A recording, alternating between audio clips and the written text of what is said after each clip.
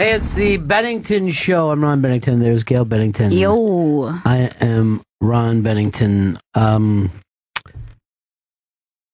don't even want to look at Jen today. I don't want to talk to Jen today. There's no possible way America can ever come back from this defeat. We're knocked out of the World Cup. Just bring Jen over here for a minute before you have security walk her to the door with all of her possessions. There's no way you could have beaten the men's U.S. soccer team without cheating, bringing Tobago in with you. I say we'll play anybody one at a time, but we don't play France, Germany. We don't play Spain, England. Why do we have to play Trinidad, Tobago? Two massive islands, two soccer hubs against us at the same time. You know there was two balls in that game? One Tobago had, the other Trinidad had. That's not fair.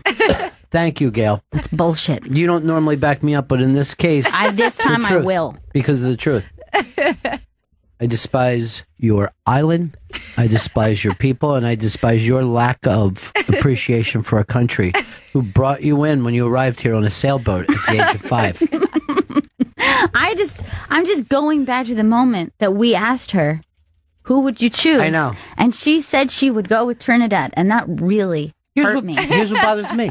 Say America to us, then go to your house and cheer for Trinidad. Don't tell us Trinidad. Definitely not. And then I was starting to play it over in my head, like if we had won that game, how we could be coming in here like, in your face, Trinidad. Yeah, I would have been screaming at her today. I also got a hold of Mr. Eddie Money and said, your song Trinidad is shit. The Trinidad. Oh, it's a heartbreak. You know what? I was told by a friend of mine, burn it all down. And then also, this is the best thing to happen to U.S. soccer since Pele. Because it's going to wake us up. It's going to wake us up. It's going to shake us up. But I'll tell you something to you, millennials. You gave up baseball. You gave up football. And now you're all playing soccer at the age 5 all the way through high school. For fucking what? No reason. To quote the internet, you're losers. No one ever can spell loser on the internet. Why do they say that? I don't know. It's at the point that I thought that it's on purpose. No. That, and I see a lot of like wired instead of weird. That is, I didn't see that, but I do say people calling each other losers all the time. Well, I feel like a loser, that's for sure. Congratulations to you and your father. I know this means a lot to you. I'm sure you're going to go out for a meal of your world famous sailfish and sea turtle tonight. Sea turtle soup right in the shell. It's terrible. And then you put the shell in your head like you're going to go to war against another nation. The important thing is this. It's just a spout. And what we learned a long time ago from John Cougar Mellencamp, that's when a spout was a spout. And grooving was everything. We were young and we were improving. Laughing. What are you talking about? When was a spout a spout? There was no time. He says that they used to say spouts in Indiana. I met people from Indiana. I go, what spouts did you play when you were younger? And they go, excuse me, spouts? I go, thank you. That's all I needed to know. That's a fucking trap. Yeah. Setup, trap. How will you go on watching the World Cup? Will you enjoy the World Cup? In a lot of ways, the pressure's off me now. You know what I mean? I don't have to wait for America to lose. I'll just watch the World Cup, look for the best foreign team, and call that my number 2 team. Like the people of Staten Island do with Italy. They made me now root against Italy because they were so fucking happy when Italy won. I don't know what it was, like 12 years ago or something. Please, I'm getting off the fact. The important thing is this. Jen, you just made it a worst enemy. I'm a worse enemy than if Harvey Weinstein was your enemy right now. Harvey Weinstein, on his way to Europe for a sex clinic and also extradition from the United States. I don't think we'll see him back. I think, if anything, he'll start making movies with Roman Polanski over there, the two of them together. I mean, they could team up. Yes. It makes a lot of sense. Yeah. They could team up and like be like this. So tomorrow we hire interns. Is that it? Top of the priority list for sure. This scene's going to be a naked scene in my room. I think you're good for it. Constant massaging. A lot of this is weird massage based. I've noticed. Everybody, the jackals have come in and they're all just tearing on the flesh of Harvey Weinstein. But I'm going to ask you this, Gail. How important is it for people to, as they now call it, break the silence? If you happen to not comment on a friend or coworker in trouble, they then ask you to break the silence. So, like, are we supposed to condemn the accused in this country? I guess that the reason that people feel that's necessary is because it's like a systematic issue, that it's something that exists. This is not just like, though. yes. All crime is systematic. There's no doubt about it. My point is this. Does everybody in Hollywood now have to come out and say to this guy who, they may have worked with in the past, you, Harvey, are a pig, a fat, greasy, pockmarked pig. Well, I do think that the general consensus is, I think we're all against it. You know what I mean? Like you would assume. My assumption is if you don't comment on it, you feel like it's a terrible thing. That would just be my assumption. And yet, these people who've made movies, like everybody is saying, like, where's Quentin on this? Or what? That's his fucking friend. Right.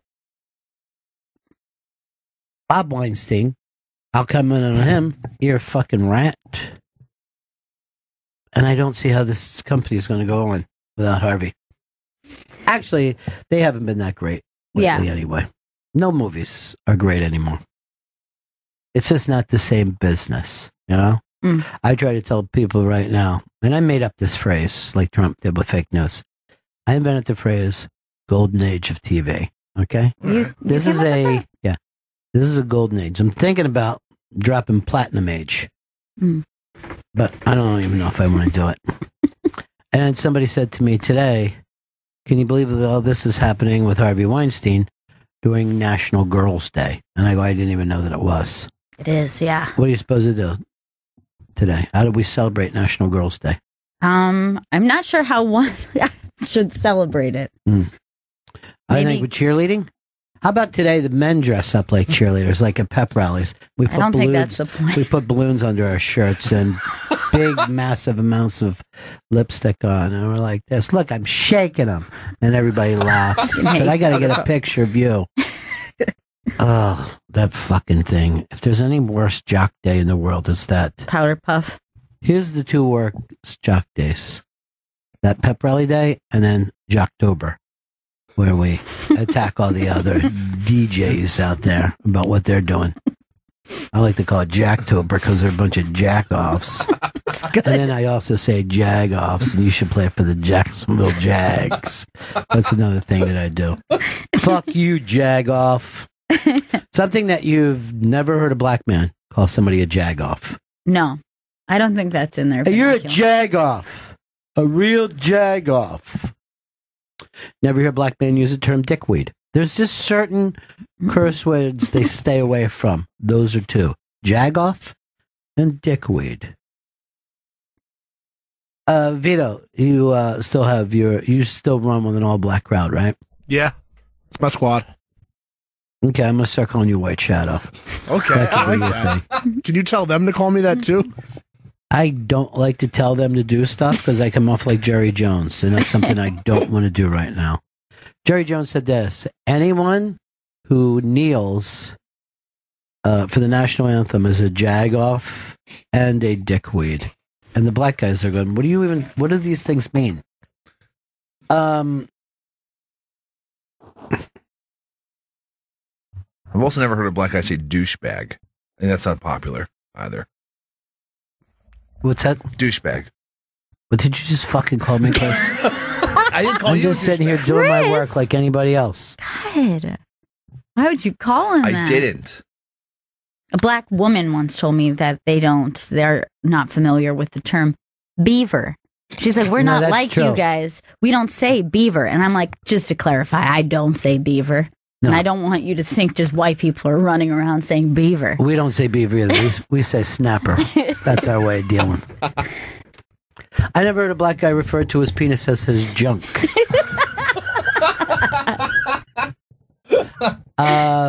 Lou in New Jersey. Hey, Ronnie B, $1 million. Hey. Hey, I got to agree with Jen. You got to root for the mother country because the interest level in this country for United States soccer is so low.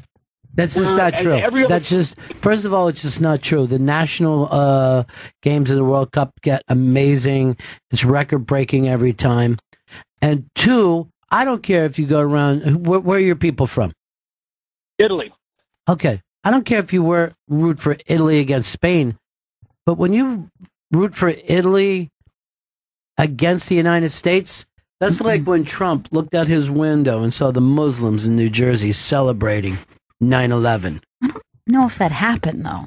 Last night I was at the New York Comedy Club, and for some reason it's all tourists. It's like from all around. The international tourists is crazy. But this was an American tourist, and I said, "What have you done in New York?" And she said, "We went to see 9/11." And I go, God. First of all, I go, are you a time traveler?" And then I did an impression of her going like this: "Get out! Believe me, everyone, get out!" Oh my God. And then, I can't believe it. and then, No. yeah, we went to see 9/11. It was fantastic. Yeah, by the way, I'm still so uncomfortable with that being a tourist spot. I told her that I don't know a New Yorker who's been to that. And I go, if I want to revisit that day, I just wake up screaming at night with night terrors. So that's my way Yeah. of visiting 9/11. And like, instead of laughing the way, or slightly laughing the way you guys are, they all just looked at me in this fear. And I go like this. And this is called American comedy, what you're saying right now, the fact that I'm sharing that with you. And then they could all laugh and say, Right. you know what I mean? That I really, because they were like, oh man, this dude wakes up screaming. He still has night terrors for 9/11. But I would agree with you. I don't know any New Yorker who said, I finally got over to. I know Yeah. one. I know one. Rudy Giuliani, where he wants to. He wants to go back and celebrate when everyone loved him. Remember when I was America's mayor? I don't even know where Rudy Giuliani is these days. I don't know. You could tell me that he was at a raft lost at sea, and I would believe you. I watched the debate last night. By the way, the NYC. I didn't know that. I didn't know Oh we my had it. God, it was just a shit show. It was just crazy. I mean, it is so much more entertaining than a presidential debate. I can't even believe it because there were cheers, there were boos, people were getting thrown out. Yeah, local politics are the I best. mean, it was so great. Bo Dietl is insane. The bad lieutenant? He's fucking insane. He's great, though. He's got 5% of the vote. That's another great thing, right? That you'd never be talking about Bo Dietl except for he's running as an independent. And then they allow him to go up there with the people who have a chance to don't know win. why. Now I'm forgetting the Republican candidate's name. The woman, I can't think of her name, but she says this comment that she feels like one of the women who are asking the questions is kind of favoring the mayor and giving him softballs and stuff like that. And she's like, I want to tell you, I feel like you're carrying the mayor's water right now. And there was like a big like, woo kind of thing. Yeah. And then Bo Dietl comes around, walks past her podium, and then just walks up to the mayor and just starts shaking his water bottle at the mayor. Holy and I'm like, shit. it's not even something negative to the mayor, but he just wanted to get involved. Like, it wasn't an insult to the mayor in any way, but it was just Look at hilarious. this. That's your water, you fucking dick. I was like, God, this is entertaining as hell. Yeah, I saw just when they did the Democratic one, and it was fucking fascinating. Now, they only doing one for this? I'm or not is sure there if they have another one. more? Look, the mayor, he could win just on height alone. I mean, he's twice as tall as Bo Dietl. He's huge. He's so big, and they had it in order of height, so it was just kind of great. It was like a nice little slant going down and ending with tiny Bo Dietl. Hey, Sarah, what's up? Hi. Yeah. Hi. Hi. Hi. I hate to make Chris's head any bigger, but he Too was late. totally right about the bandana, Vito's bandana right. story yesterday. First of all, let's get to the bottom of this. Mm-hmm. So, out of nowhere, Chris said that Vito kept calling his headband a bandana. We didn't hear it, but Chris swore that it happened. Yeah. But we're going to, that's something that, let's see where I would put that. Doesn't matter. That's what I would basically say about that. I'm just So right here's- so little. What's that? I'm just right so little amount of the time. I thank you. I feel like validated right now. Good. I'm glad that you do. Jaman. Yeah. Hey, buddy. Hey, buddy. I hate to kick a man when he's down with the whole Trinidad thing, Ronnie B, but just want to let you know Friday morning when you kind of come to the conclusion our Panthers absolutely whooped them Eagles' ass, everything's going to be okay, all right? First of all, you're already a Twitter troll, and we know this about you, G-Man. You troll on Twitter all the time. But two, I don't even have the slightest idea how good the Eagles are because they've only beat people who can't win. Yeah. So this will be a test. Yeah, to go into that stadium with you guys finally feeling pumped back up after your year last year. I think, what's the line on this anyway, Chris? You don't know it? I don't know the line off the hand. Should we, by the way, start to call Vito Bo Vito in honor of Bo Dietl? I like it. Bo Vito. I like White Shadow better. Mm-mm. You can't go backwards, bandana. I'm hearing from everybody you said bandana. I said headband. We all heard me say headband. He did say bandana, and I have audio of it. What I want is the line. Chris. -3.5 Panthers. Man, only 3.5 at home. All right. Well, we'll see. We'll talk Friday. All right, G-Man? Good luck tweeting. 10-4, I'll call you Friday, brother. All right, 10-4. Call you Friday. 10-4 is a term he and I use to mean okay with each other. What does it mean? 14. It basically means 14. That's just like your special number together? Well, it's the world's special number. Oh, okay. It's the world's special number. But I know. When I watched that Packers Cowboys game, I said this the other day. I go, both these teams are better than the Eagles. You know what I mean? I think we could probably beat the Bucks. That would be fun for us. I like to play the Browns. Would enjoy that. I don't know. It's a long way to go in the season, and it's a long way to the top if you want to rock and roll. That's fucking for sure. You're not going to get around that. Mm-mm. It's never an easy way or a short way to the top if you want to rock and roll. It's always a long way. So you have audio. You finally pulled audio, and it was to protect yourself. Yes. That, I got to tell you, annoys a little bit. Here is Vito from yesterday saying, calling his headband. Hey, nice and dry. Nice and dry. Do it again is like with zero emotion. Here is Vito. I was kidding. Okay, here's the audio. This is not one of my. This is actually my least favorite bandana, and I avoid wearing Hey, it. let's stop it. To slip the tongue. I mean, it's weird that he went out of his way to pull a clip. No, that part I will agree with, especially since he doesn't have anything to support the show. And the amount of people that care whether you said bandana or headband is you two and Sarah. And that's as far as it goes. Sarah. What was that song even supposed to mean? I don't like when you get too personal with your songs like that. It looks like that's a song you should have sent to her and no one else. I don't even remember what his issue was with Sarah. The fact is, well, Chris, congratulations on your audio catching him saying bandana once. You've done 0 for the Thanksgiving show, and tickets are going incredibly fast for our next Unmasked, and you're not even allowing people to know about it. That's Gilbert Gottfried Unmasked. Unmasked with Gilbert Gottfried and director Neil Berkeley of the documentary Gilbert, a Gilbert Gottfried story. That Unmasked is happening Wednesday, November 1st, 6 p.m. at the Village Underground in New York City. You go to the ibang.com for a chance at free tickets. I have some friends who saw this documentary at the Tribeca Film Festival, and they said there wasn't a dry seat in the place. everyone was pissing themselves and shitting themselves. I heard that it's funny, it's heartbreaking, it's a look at Gilbert that none of us expected. I know nothing about Gilbert. I saw his fucking apartment once on a wife swap, and it's fantastic. Is it? You take a fucking elevator, opens right up into his apartment. What area does he live in? I think Soho. Nice. I think it was Soho, but I'm going to tell you the truth. I wasn't taking notes that night, and then I thought to myself, damn, this is a nice apartment. And his kids were adorable on this show, on Wife Swap. His wife's great, too.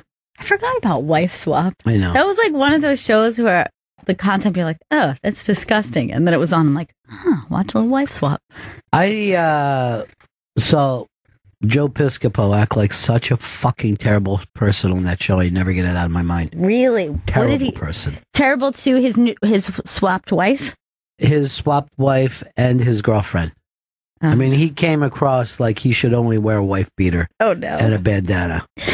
He came across like he was born and raised in New Jersey of Italian descent. You know what I mean? Like he came across that bad.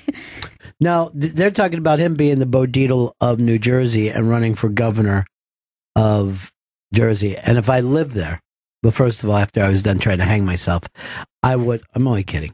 I actually like New Jersey, but it's fun to make Jersey jokes and Long Island jokes and Bronx jokes and Queens jokes. Can't do much joking about Brooklyn or Manhattan. It sucks. But I would vote for him in a heartbeat. A heartbeat. Just to hear how many times, as the governor, he used the term Eddie Murphy.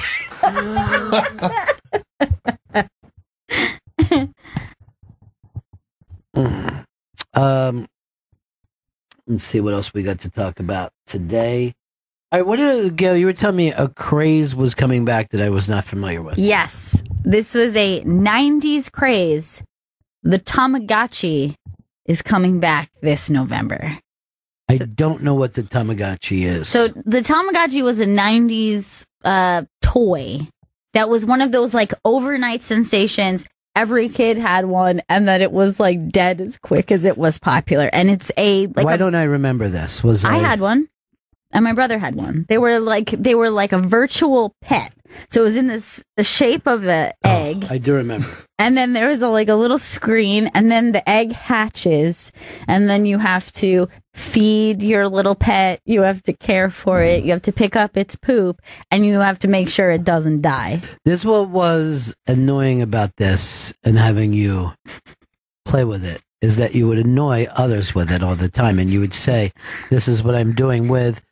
What was barely had any graphics whatsoever. It was really like... You tried to show me how it worked, and I'm like, I can't see anything here. Yes, I'm seeing you. I'm going like this. You mean that dot? That dot did something? The screen is very, very shitty. Say, this is what I'm doing with... What was barely had any graphics whatsoever. It was really like... You tried to show me how it worked, and I'm like, I can't see anything here. Yes, I'm seeing you. I'm going like this.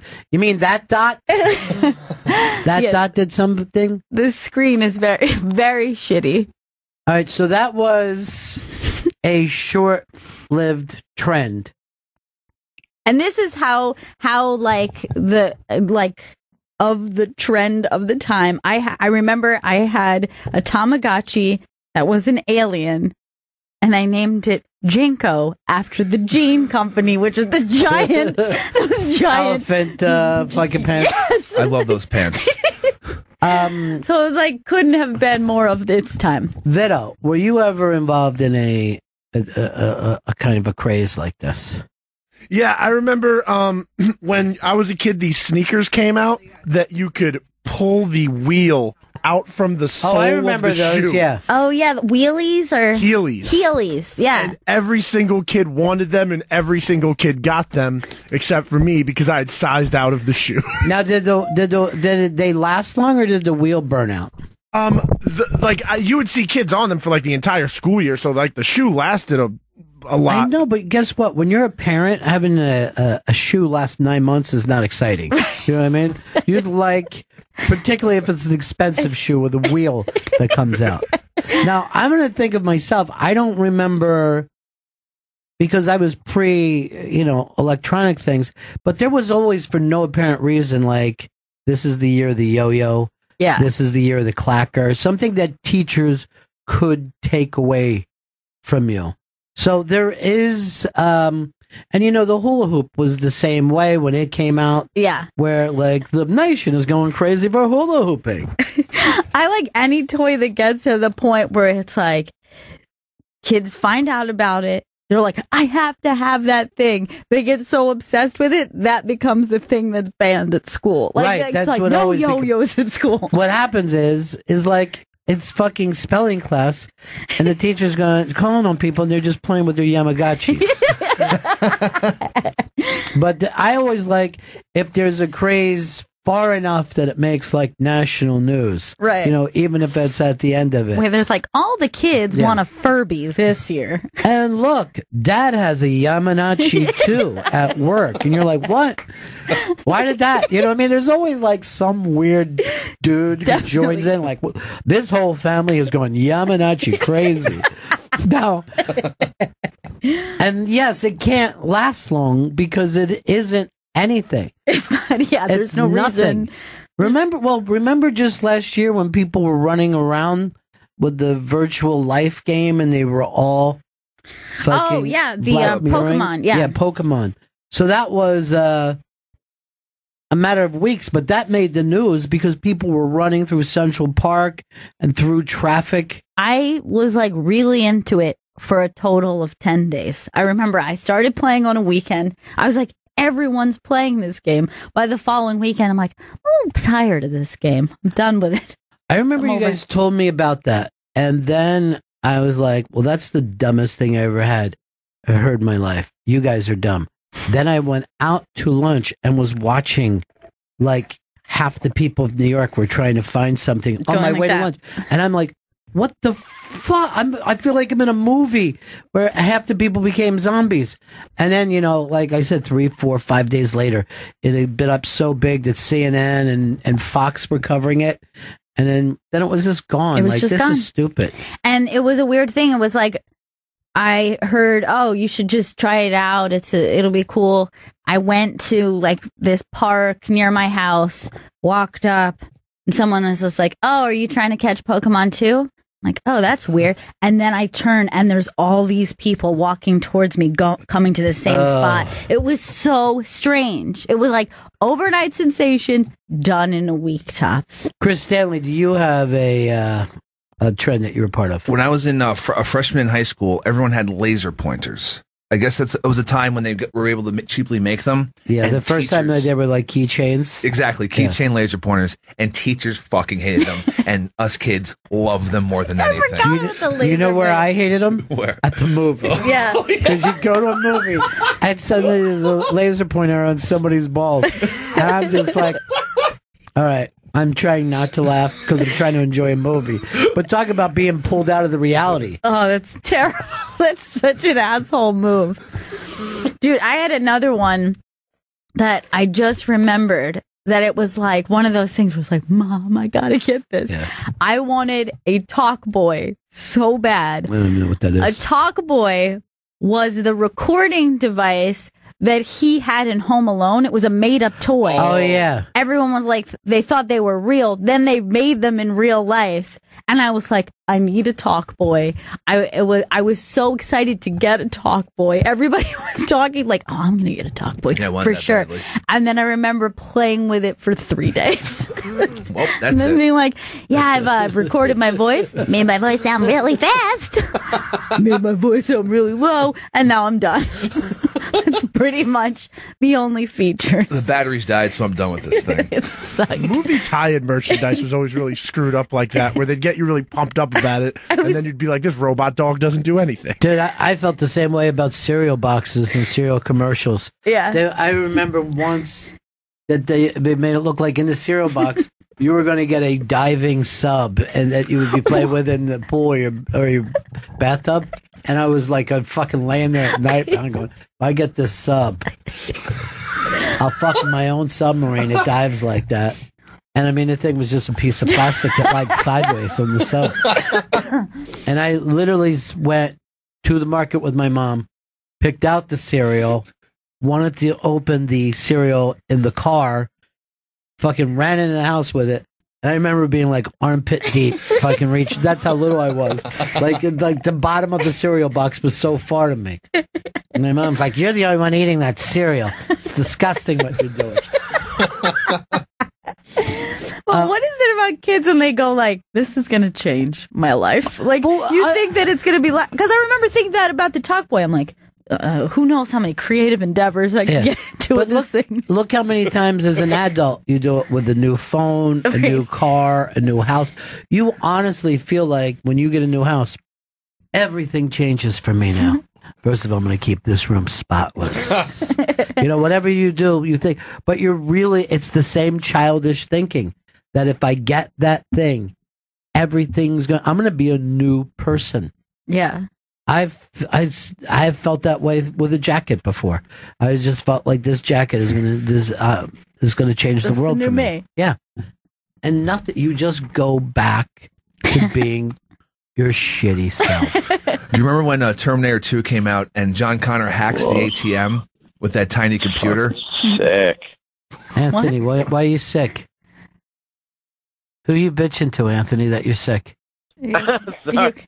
I didn't know I was on the air, to be honest with you. Yeah. So I think I'm about the same age as Gail. The Jinko era in like 7th grade, 8th grade. We had these things called soap sneakers. Do you remember them? Oh, yeah. I remember that. They were the precursor to the Heelys, kind of. So this is when X Games kind of broke out and everyone was rollerblading around, grinding on rails and shit. Yeah. Sneakers. It's like a little hollowed out part on the bottom of the shoe, so you could just like hop on the rails with it and grind. No, I don't remember this at all, but it seems like a slightly dangerous. Very. For a child to have. The piece. Yeah. Every preteen was walking around with giant calves at the end of the year. All right, thanks. Peace.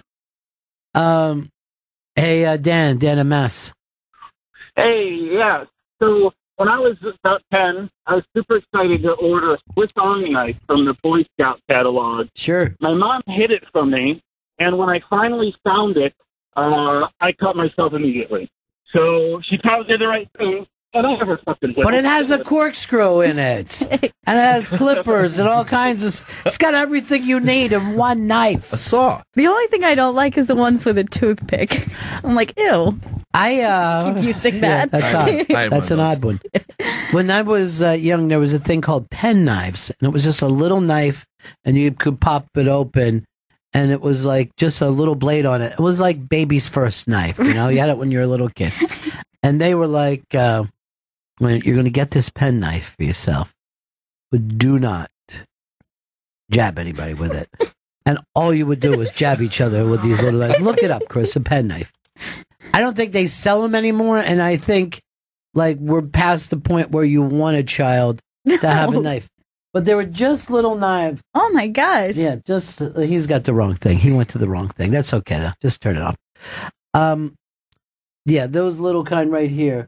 And they were just like a nice little knife for you to have when you were a kid. Like, hey, if you need to cut something, if you're a child and you need to cut something. It comes up a lot. And you were just like in these fights with your friends where you would stab each other, but just in the thigh. You know what I mean? Like, you just like everything had to be butt, thigh, ankle. You know what I mean? Just in the meat. You knew better, yeah. You knew better than to go above it. Tom, Strong Island. Hey, what's up? Nada. Remember Pogs? Pogs was also a 90s craze. Yes. The 90s were filled with crazes. We had a lot of crazes. And yeah, Pogs was like a solid maybe 3 weeks of being really important to me and my friends. I would say this too. The 90s were the beginning of if your child wanted something, and you didn't get that when the other kids were going to get it, you were just kind of a bad parent. Right. You know what I mean? Because before the 90s, I think parents had said to their kids, you don't get everything that you want. right? But parents don't do that anymore. And I kind of feel like that changed. That started maybe sometime in the 90s, where the parents started to be like, if baby wants it, baby's going to get it. Right. Because obviously that comes from those people were parented. Right. And said, you're not going to get everything that you want. And then they're like, my kid's going to get everything because I didn't get everything. I know. Yeah. And that's it's so reactionary. It's a giant mistake. It's a giant mistake that people go through because, quite frankly, like we said, my mom wasn't wrong about this. It's junk. No matter what it is. Yeah. It's fucking future junk. Here is here's Teddy in Boston. What's up, guys? Hey. Those pen knives. My sister used to make fake IDs with those. You remember the old license? Yeah. Would have the laminate. She'd open the laminate, and then she'd have your social security number on it. And she would, take off a number and put it where the birthday was and make sure you were... I mean, you could be 12 years old. You'd have a friggin' fake ID. Everybody used to have a fake ID. Everybody had one, and fucking... It seemed like the bartender wouldn't get in trouble. He would look at it and say, you fucking fake, and give it back to you, and then mix you a drink. But that was before we thought that drinking was evil. You know what I mean? they probably, bartenders like, it's a little bit of a strict rule anyway. Hey, Gary, what's up? There was a Whammo product in about 1968 or 69 called a Super Ball. It was super compressed rubber that would bounce wildly out of control. Now, you would always lose the ball on a roof, and about the second day you had it. Have you guys ever played with a Super Ball before? Yeah, I had a Super Ball, again, for probably 5 minutes. You couldn't keep a Super Ball if you were a kid who actually played, because it would go over your house. You'd hit it with a bat and just watch it fucking take off for, you hit this fucking just moonshot. It's not smart design when you think of it. Well, it is, because you got to want to go back and buy another Super Bowl. Right. From that way, it's almost like a cigarette. Where you go like, okay, that was really fun, but I'm out now. What they should have done is sold a bucket full of Super Balls. That's how they should have sold them. And he came up with a company that when I was little, I felt like this would have been the company you want to work for, because they were the same company. I believe they made the hula hoop. They made the Frisbee. They made the first giant bubble makers. Well, yeah. Where you could make a bubble as big as your fucking head. And I don't know why that seems ingenious at the time. You know what I mean? You could make little bubbles. Why are you a genius? Go, what if we made this thing really fucking big? So they had all the fucking cool, fun, Nerf type toys. And I don't know who came up with the Nerf football with the little tail on the back so you could throw it even a tighter spiral. But all that stuff was to make kids feel like they were better than they were. I don't know if a kid even knows what a Frisbee is now. And that was a 20-year craze, a Frisbee. Yeah, if you see people playing with Frisbees, it's adults. Usually, you'll still see Frisbee playing in the park, but they're adults. Well, this is why a kid wouldn't want to do it, because it's not that easy. You know what I mean? Not that easy to be good at it. Like baseball. That's why a kid doesn't want to play baseball now. I tried for 2 seconds, and it stinks. I want to be immediately good at something. Yeah. Where for some reason, kids used to be like, I'll be bad at this for years, and then I'll be better. Like playing the piano. People go, I tried to play the piano. Couldn't do it. It's really difficult. Couldn't do it. Plus, you got to know wherever all those keys are. Forget it. I put in an hour into it. Let's go over here to Andrew. Andrew, what's up? Hey, Bennington. I remember when I was about 10, 11 years old, pogo sticks were really big. And actually, my next-door neighbor set the record. It was being set every 3 days. And his record stayed for 3 days, 4 days. He was on Eyewitness News. It was great. He was king for a couple of months. Sure. Why wouldn't it be? He fucking jumps up and down on a stick. Again, a pogo, another thing, not easy. You watch on TV, someone's hitting a pogo. And you're like, oh, fuck, I'll do it. And then you're just doing it for 30 seconds. And then the second you stop paying attention, you take off at a 45-degree angle. You're like, what the fuck? Every time I think about pogo sticks, I think about when you get the angle wrong and then the where you stand, the pedal part where you stand, just bashes into your shin. That's what I always think of when I see someone on a pogo stick, is that pain. The shins are the nuts of the fucking leg. There is no way that you can take even the slightest fucking bust. There's no meat here. There's no meat. It's just skin and then directly bone. I don't even know why we have skin. It should just be exposed bone. Steve in Missouri. Steve. Yeah, my buddy had a switchblade comb, and that was the big thing that we all wanted to get. Yeah, the switchblade did. It would always show up in a movie. Yeah. Where you thought somebody was going to get stabbed, but instead they would just comb their hair with a switchblade. Lee had one, and I remember he did the whole thing, check this out. I'm like, what the hell? You're not supposed. And then pulled it out, was a comb, and I was like, so cool. You gotta get me one of those. Is it the only time you ever combed his hair? Let's go over to Tiff. Tiff, what's up? Does anybody remember from the late 80s the Hypercolor shirts that would just show you basically sweating, and then you wash them 5 times and you just had a fucking shirt? Oh, yeah. I remember those. Those stuck around for a while. They were heat sensitive too. You could put your hand on it, or if it was right. That's what everybody wanted to do about it. Yeah. You can make a fingerprint on the shirt. That's a fucking good call. Any of that, it's got to be weird if you own that kind of company, because you're we're printing these shirts, but they're not you've invented a shirt that's going to last, So you don't know how much to put out there, because one day it just stops. Here's Pocono Joe. Hey, Bennington's great show as usual, man. Thanks. You remember? I remember lifting change out of my mom and dad's change bucket, or my grandmother's house, going to the corner store, and they had these little balsa wood gliders you'd buy in. I remember those. Yeah, you can put them together. You throw it 3 fucking times and it'll break in half. Yeah, still fun though. They're very flimsy. Yeah, they are flimsy, and what you would do is you would have it in your house, and it's gliding and it looks great, and then it hits a wall and it fucking gets the slightest little kind of crack in it, and then it's shit from that point on. But yeah, for the second that it works, fantastic. And I always like that thing of you through that or a paper airplane out of a high building, the excitement level of watching how far it would go.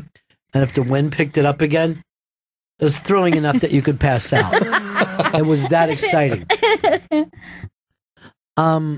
Here's John in Miami. Hey, John, what's up? Hey, guys. You remember clackers, Ronnie? Yes. Clackers were totally banned at my school. Yeah, they were the size of golf balls, but hard marbles tied to 2 strings. Yeah, they could be hard marble, or this is kind of plexiglass thing. And I've seen them shatter before. And you could also use it as a fun weapon if you were swinging it around. But my school would go crazy over that. We would be clacking it and try to get as close as we could to each other's face. I remember. That's awesome, because I didn't realize that was what the first wave of clackers. Because see, these plastic ones, those were so popular when I was a kid. Same thing, got banned because they were loud and obnoxious. Yeah. But I like those old school ones where it's just on the string, because you probably need more skill. Yeah, you need a hell of a lot more skill. Your things don't go off. This, only I'd say about 5% of the kids were really good with it. Right. You know what I mean? And then most of the time, like I said, you do 3 or 4, and then those clackers would go swinging around, hit your arm, your elbow, your head. You'd always hear somebody got their teeth shattered with clackers, or somebody just started beating their sister with their clackers. But the fucking teachers used to fill their desks with anything that was fun. You'll get this back in June, young man. And then if the teacher ever went to take a shit during the class, somebody would always try to go up and go through her desk as fast as she could. Another kid would be peeking out the door. She's coming. She's done shitting. Joey, what's up, buddy? What's up, boys and girls? Hey. Do you remember, I guess, early 90s slap-on bracelets? Yes. Yes. Loved. I searched all over Westchester County for them, every store, and every teacher took them, banned them. I guess the wire would get loose and apparently cut people's wrists. No, not really. It was just them being dicks. Just a teacher not wanting children to live in their life and times. And that's when remember when back then they made up lies about the little girls who wore them and meant they did something sexually. Right. There was something like one of those, or like the rubber band bracelets or something like that. It was like the jelly bracelets. Yeah. And it even made like daytime TV where like, this means oral, this is anal. And you're just like, they're little kids. It didn't mean any of that stuff. None of that happened. What kind of fucking moron would like to just fucking put, here's all the things I've done sexually? This means that she's into pee. Yeah, she's a little piss lover. Really? The 12-year-old has fucking moved past just finger popping and is going as far as they can go? Ryan, what's up? Hey, what's going on? Yeah. I used to have an obsession with those damn brain yo-yos that could, like, stay in place when you threw them onto the ground. You could, like, walk them all across the floor and shit. The problem with the yo-yo is there would be a guy on TV who was amazing with the yo-yo. And if I could do that with a yo-yo, I'd be the happiest person in the world. But the most I could do was bring it back up. I couldn't walk any dog. I couldn't fucking cradle the baby. You know what I mean? Like, there was like 90 things you were supposed to do. There were so many good ones. Yeah. There was one that made it a little bit easier when you just like kept it still, like at the ground where it would keep spinning. And I think it was like a butterfly one, because I remember it kind of had like a different kind of shape, all that shit. like that, Yeah. and that made it easier. But again, then people are going, but you couldn't do that with a real yo-yo. Yeah, there it is. Duncan, that's the name of the company. The Duncan Yo-Yo has been a yo-yo company for like 90 years or something crazy. And then you always hear that, I don't know, in Australia they use them as weapons, and you're like, well, they're fucking idiots. Because that's the worst weapon you could ever have. Yeah, we use guns here. Guns. Sean in Boise. Sean. Hey, your screener made me feel very old just now, because I said, do you remember Pet Rocks? And she said, like a pet? Like, yeah, Pet Rocks. She is very young. She's very, very young. But I remember having one of those, and it was nuts for like about a month.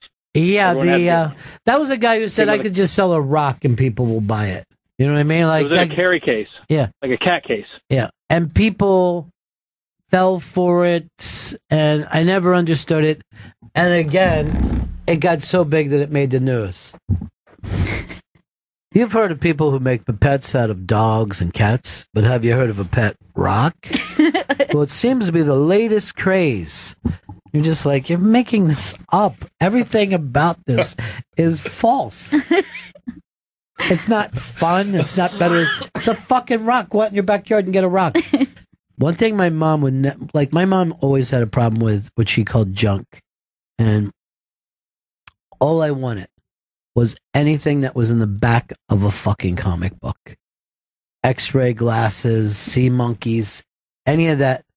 And she's right, it's fucking shit and it's junk. But I just wanted it to come in the mail. Dude, just like you said with the submarine, do you remember the Sea Monkeys ad, the way they had it printed? They looked like they were going to be like alien people. Yeah, they had like faces there was a and cartoon stuff. of a happy sea monkey having fun with everything. Yeah, there it Look is. at that. That's what I thought they were going to look like. How could they even get away? That's not fair. with that? There's a whole family of sea monkeys, and you were going to be their god. They call it a bowl full of happiness. I read into like what sea monkeys actually are because it blew me up. So like, you know how like they magically appear? Yeah. They're just clear things that you put a dye into. So they were born like the 3 days before, and then when you put the dye in, that's when they come. That's when they appear. What do you They're mean actually that they're clear things? They're transparent creatures. Yeah, but they're not. They're eggs and they're frozen. Yeah, but you know how like you put the magic dye in and you're like, oh, it's like a full thing at this point? They were actually born once you put it in, and then 3 days later when you add the dye, the magic appearing potion, they just color Let's them. do a picture of a real sea monkey. Let's see what they are. They're like shrimp. Yeah, they're like little krill or something. Okay. They're disgusting. That's disgusting. That doesn't want anything that you want to be a pet. No. No, and that's not. You can't make a family of that. Oh, they're see-through. It's nasty. Yeah, they're very clear. They don't make a futuristic village. Oh yeah, that's another thing. They show them like building stuff. You thought you were going to you thought you were going to have a whole colony. I forgot about of flying cars, and they were going to make their own things. My brother had an ant farm, and those were pretty fucking gross too. You're just looking at ants through fucking glass. They made tunnels. Also, after sea monkeys, my brother got something called sea monsters, and they're like bigger than those little krill, and they were disgusting. Yeah, like they're I horrifying. chills. Ew. They're so gross. Diane says that they're actually brine shrimp is all they are. That's brine shrimp. It's too bad. Why don't kids raise real shrimp? And at the end of it, we'll just fucking get some cocktail sauce. Tom in Charleston. Hey, Bennington, how are you? Good, man. Hey, so when I had my tonsils out when I was like 6 years old back in the 60s, you would get gifts because you were in the hospital, and I got a Slinky and spirograph. Oh, I had a spirograph. Again, something that you enjoy for a few minutes. Yeah, a spirograph is something that maybe girls did more than boys. Yeah. Because I got some before, and I don't think that boys have that discipline, that tiny discipline. I was watching a video of a guy the other day making a little Freddie Mercury sculpture, right? That he was working so hard on. He was carving, and I decided when I see delicate work like that, it almost makes me queasy. It almost grosses me out. When you see detail, like small Yes, like detail. someone doing like you see those people who paint the tiniest little battle scenes and stuff. Yeah. It makes me a little sick to my stomach, and I don't know why. Delicate work, I would love to be able to do it, but it makes me almost seasick. What about those people who like specialize in writing, like super tiny? No, I couldn't do it. I got to write super big and sloppy. The Slinky, you guys got a different Slinky than we did. Your Slinkies were like plastic and stuff. And the original Slinky was a guy who was running a lathe, right? So he's actually trying to, it spins like this, moving steel. And that was the wire that that's come cool. off of it. And that he found out that his kids were like playing with it and enjoying it. And he thought, fuck, could there be a business in that? But we used to just get straight metal, a wire thing, which was much better to play with, but would eventually get to the point where you could, choke out or cut yourself with it. Yeah, they had those like the classic Slinkies they'd call them, but for the most part, most kids had the plastic ones, and those tangled within a couple days and were just so shitty. They also didn't have the ability to walk as good. No, they weren't as good. Now, I always thought that a Slinky was great. It was a very fidget spinner type of feeling that you're just going back and forth with a Slinky. But I hate it when they tried to make like the Slinky dog, like they would put pieces of plastic. And I'm like, now this has become an infant's toy instead of something to help me deal with my fucking anxiety of childhood. Chris, see if you can find. There was a guy who was playing with a Slinky, and it was like a video I saw just really recently. And he's playing with it in like a different way. He's not doing the stairs thing. He's doing like Slinky tricks. All right. Yeah, there were people that could do a lot of stuff with it. Eric in Wisconsin. What's up, Bennington? Hey. On Slinkies, real quick, did you know that there's hundreds of Slinkies still hanging in trees in Vietnam because the radio operators used them as makeshift antennas? I had no idea that. Really? Yeah, to this day, there's Slinkies in trees all over the jungles of Vietnam. That's the first time I've ever heard that. Yeah. But the two I had were completely useless. Shrinky dinks. Let's take a big piece of plastic and make it into a small piece of plastic. And garbage pail kids. Garbage pail kids were, of course, hilarious and enormous, but look how sloppy and disgusting were. But I forgot that what he was talking about when the shrinky dink. And there was also these things where you would make like little jelly type toys. Mm-hmm. So they would give you a hot plate, right? It was a fucking hot plate that just had a mold cut out of it. And you would pour this plastic stuff in there, heat it up, and then they acted like you made something. like almost like a jelly toy. Yeah, like a jelly toy. That became popular again, and that was basically creepy crawlers. I think did Right, the same creepy thing where crawlers you were were one making of like them. gummy bugs and Yeah. stuff, but you were given some sort of a weird hot plate. Right. Let's go over here to let's go to Matt. Matt, what do you got, buddy? Hey, good morning, good afternoon. Hey. The big thing when I was between 7 and 10 were cap guns. Remember the red rolls of Sure. caps? Best smell in the world. Yeah. Oh, it's such a good smell. Best smell in the world. You'd play with them, though, for about an hour, and then you would end up just tearing off a whole roll and finding the biggest rock around ants or spiders and just crushing it, trying to make the biggest sound you could. Yeah, we would always use a hammer. So you would take the entire roll of caps, hit it with a hammer or a big rock, and you tried to, have a small explosion from it. And then kids would just put their fucking faces right over top of that and start snorting right away. That smell was the best ever. It was. My neighbor had a bunch of the ones that were like the metal cowboy kind of style Yes. cap guns. And she had a bunch of them. We would play with them. And I just remember that smell was like so good to me. Here's Robert in New York. Robert. Hey, Benningtons. How about the dangerous toys like lawn darts, jarts, and wood burning kits, and those little electric things that burn styrofoam you made models up with?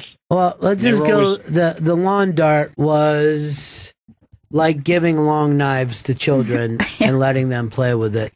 Those were long gone by the time I was Yeah. a kid. That was not ever an option. So the I don't lawn remember. dart itself is a great game. You can see this. It's a giant dart, and you would throw it to each side of the thing, and you play it like it was horseshoes. Yeah. And it's a fantastic game. Makes sense. Adults would enjoy it to this day. But what would happen is all the kids would get together in a pile.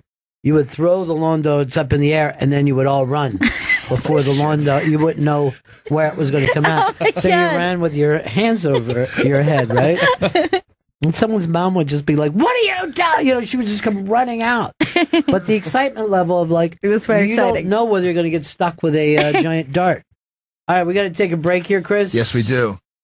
Rich Voss is stopping by. You can see Rich this Friday and Saturday at Arlington Cinema Draft House in Arlington, VA. Go to arlingtondrafthouse.com for tickets. And Rich and Bonnie McFarlane will be hosting Would You Bang Him Monday, November 6th at the Village Underground. ComedyCellar.com for tickets. This is their big fun show. Gail, you've been a judge on that before. I have. It's a lot of fun. We'll break, come back with the incredibly funny Rich Voss, Bennington. We're back to Bennington. Rich Voss is in studio. Yay! You can see Rich this Friday and Saturday at Arlington Cinema Draft House in Arlington, VA. Go to arlingtondrafthouse.com for tickets. Rich and Bonnie McFarlane will be hosting Would You Bang Him on Monday, November 6th at the Village Underground with surprise comics and judges. Go to comedycellar.com for tickets and more information. Wow, that's exciting. These are two cool gigs. Yeah, that's a lot of fun. I love the Draft House because it's like an old movie theater. Yeah, it's like theater, and it's fun. It's just a fun place. I've done it. I don't know the last time I did it. If I was by myself, I used to do it with Bonnie, but she won't work with me anymore. And so I'm looking forward to just going there alone without without your family, without my family. And radio down there is great. Oh yeah, because you go over to what, JFK? Yeah, sports junkies. Yeah. So it's a fun gig, and Would You Bang Him's a great night. Well, Gail was a judge for that once. was and you so said much it was some of the most fun you've ever had. It was such a blast. That's actually where I met Lynn Koplitz because she was doing it too. Oh yeah. Yeah, she's one of the judges coming up this time again. Yeah. And we did that, Would You Bang Him in South by Southwest. It just killed there. DeRosa had a meltdown, which is always fun to watch. Some comics don't take it very well when people say they won't bang them. Well, they say, he was funny as hell. DeRosa Yes, he's came out, and one of the judges, Lisa Traeger? Yeah. had a box of candy in front of her. Yeah. And he walked out and took him and threw him on the floor. Like just, trying to be like some tough guy. It was fun. And the whole place already turned on him. Right? Yes. And then there was this mean stuff going back and forth, but it was so funny. And then we did it at Skankfest, and it's a fun show because, it's comedy, it's roasting, it's female empowered. I feel like I'm trying to sell it to an executive right now. No, you know what? Take it to Harvey Weinstein. Yeah. I have a great relationship with him. He's all about girl power. So. He had a show. It was kind of similar. It's called "Would You Bang Me?" If you want this part. Yes. I got to. Unfortunately, there's no though. Do you guys know who Andrew Garfield is? The actor. Yeah. I was just in the men's room and saw a famous comedian trying to shoot a video of him in there. Not that he was near the urinal. He was on his way out washing his hands. But the guy put it up like, hey, we're going to put this live. And Andrew Garfield's like, no. Starts to run back. And then he goes, all right, can we do a picture together? Who's Andrew Garfield? What's he been in? Can you pull up his picture? Yeah, he's been nominated for Oscars. He was Spider-Man a couple years ago, but he normally that guy? Yeah. Oh, fuck. Yeah. He was nominated for Oscars for wasn't he in Hacksaw? Yeah, he was in I didn't see it, but Social Network as well. He was in. Yeah, he was the friend in Social Network, right? One of the brothers. No, he wasn't one of the twins, but he was much taller than I thought. Andrew, really? Yeah, he was much taller. He's like, because I always thought he was like a tiny kid, but he's thin. Are you allowed to say the comic's name? I'll just say Godfrey. And leave it at that. I'll just give out one of the names. Yeah. But I'm like, I wanted to say, hey, I've seen people fuck up, they don't like a lot of the bathroom videos here. That was the only part of it. But he wasn't near a urinal, but I guess the Garfield didn't want himself in a men's room. Yeah, so it's as not part of the a video. Yeah, because that could be switched around. Now he's trying to meet people, and Are you checking out his most known roles, Chris? Well, he's got one coming out now. He's going to get nominated again because he's playing a paralyzed nice person.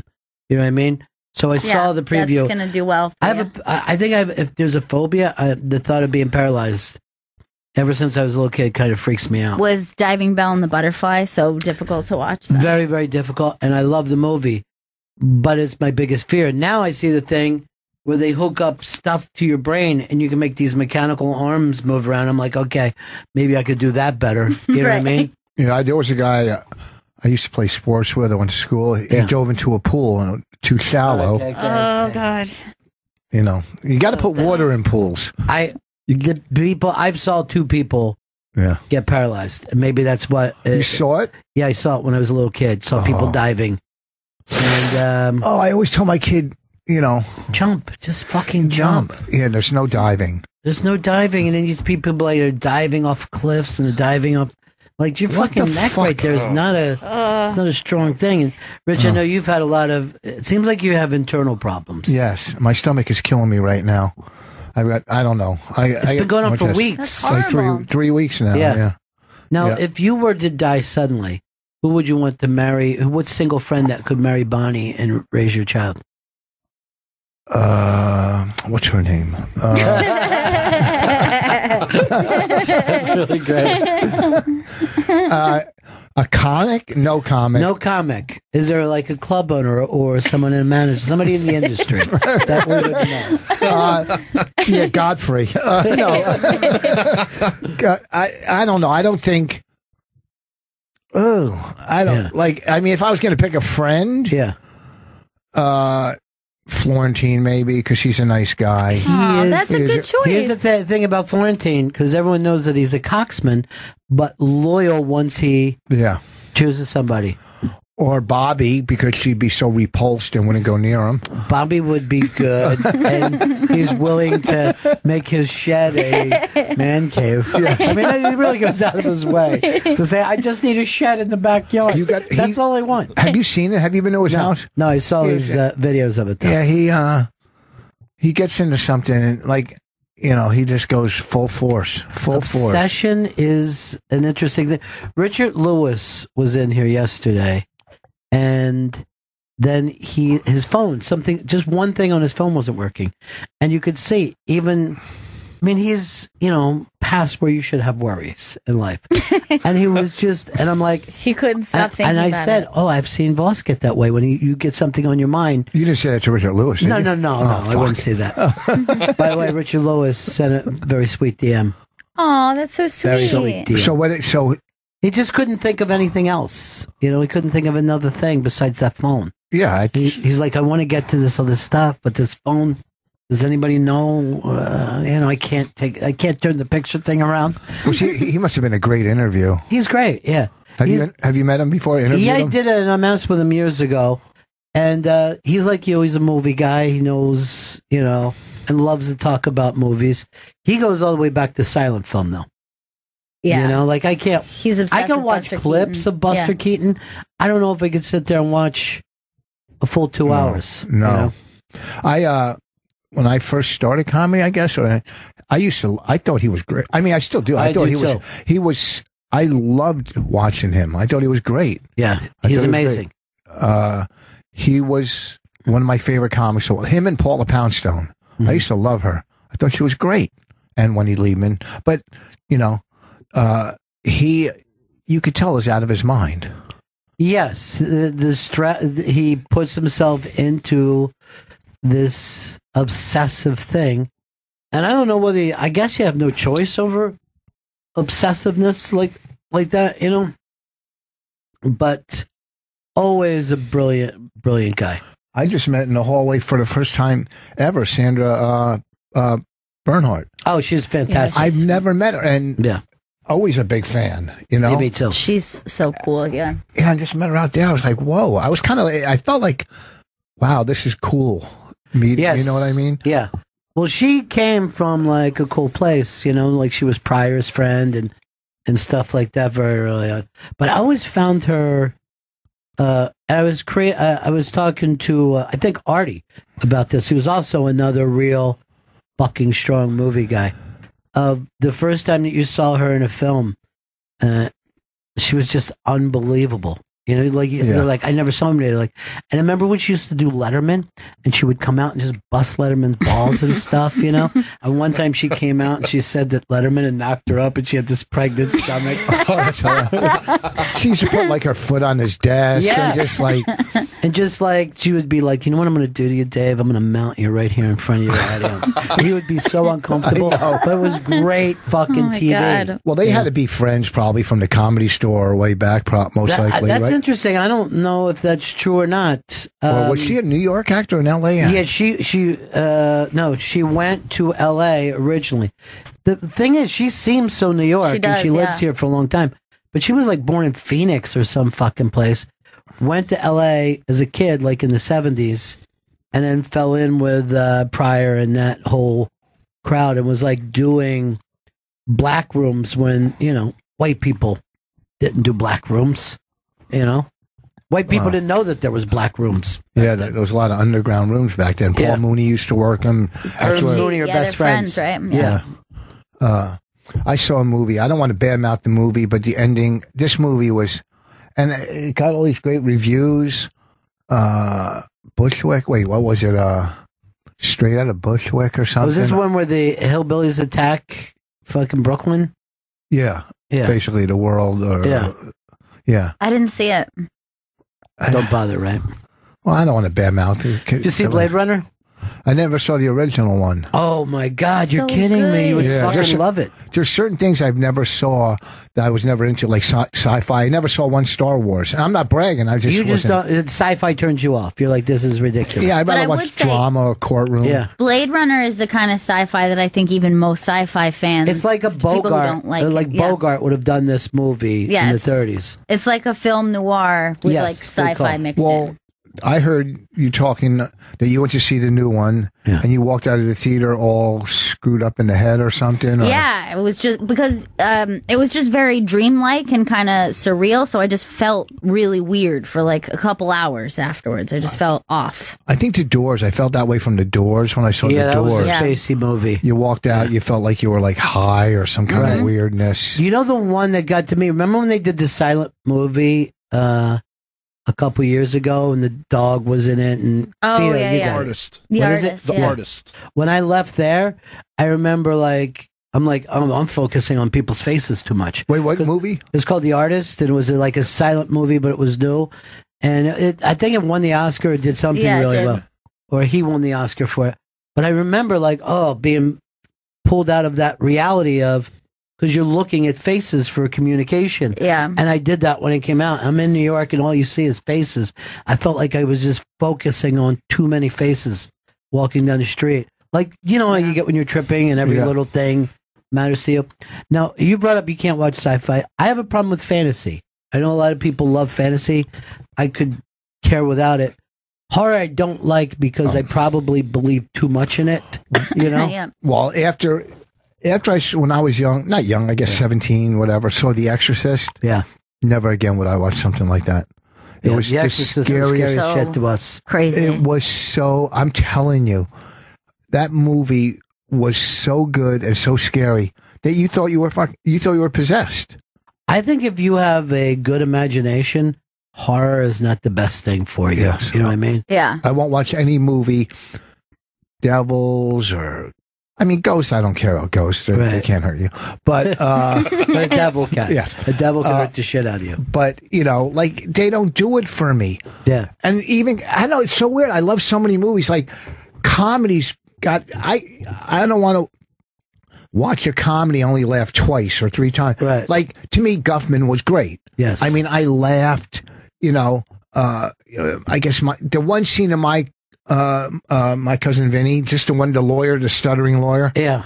Was good enough for the whole movie for me. Yes. That laugh was good enough. And also in Django, when they were talking about the outfits that his wife made, the Klan outfits. Yes. That scene is one of the funniest scenes you've ever seen in a movie. My wife stayed up all night knitting these, you know. It was, you know, that. So, but a good courtroom movie or just a good drama, I don't know. It's gonna pull me in. I never saw Star Trek or Star Wars. I saw one Star Trek. Yeah. But the idea that they can figure out a new future just it takes you out of like, this is ridiculous. I know a guy who can't watch a movie, Al Dukes, in black and white. He can't get it. And he doesn't like any movies that go back like before his lifetime.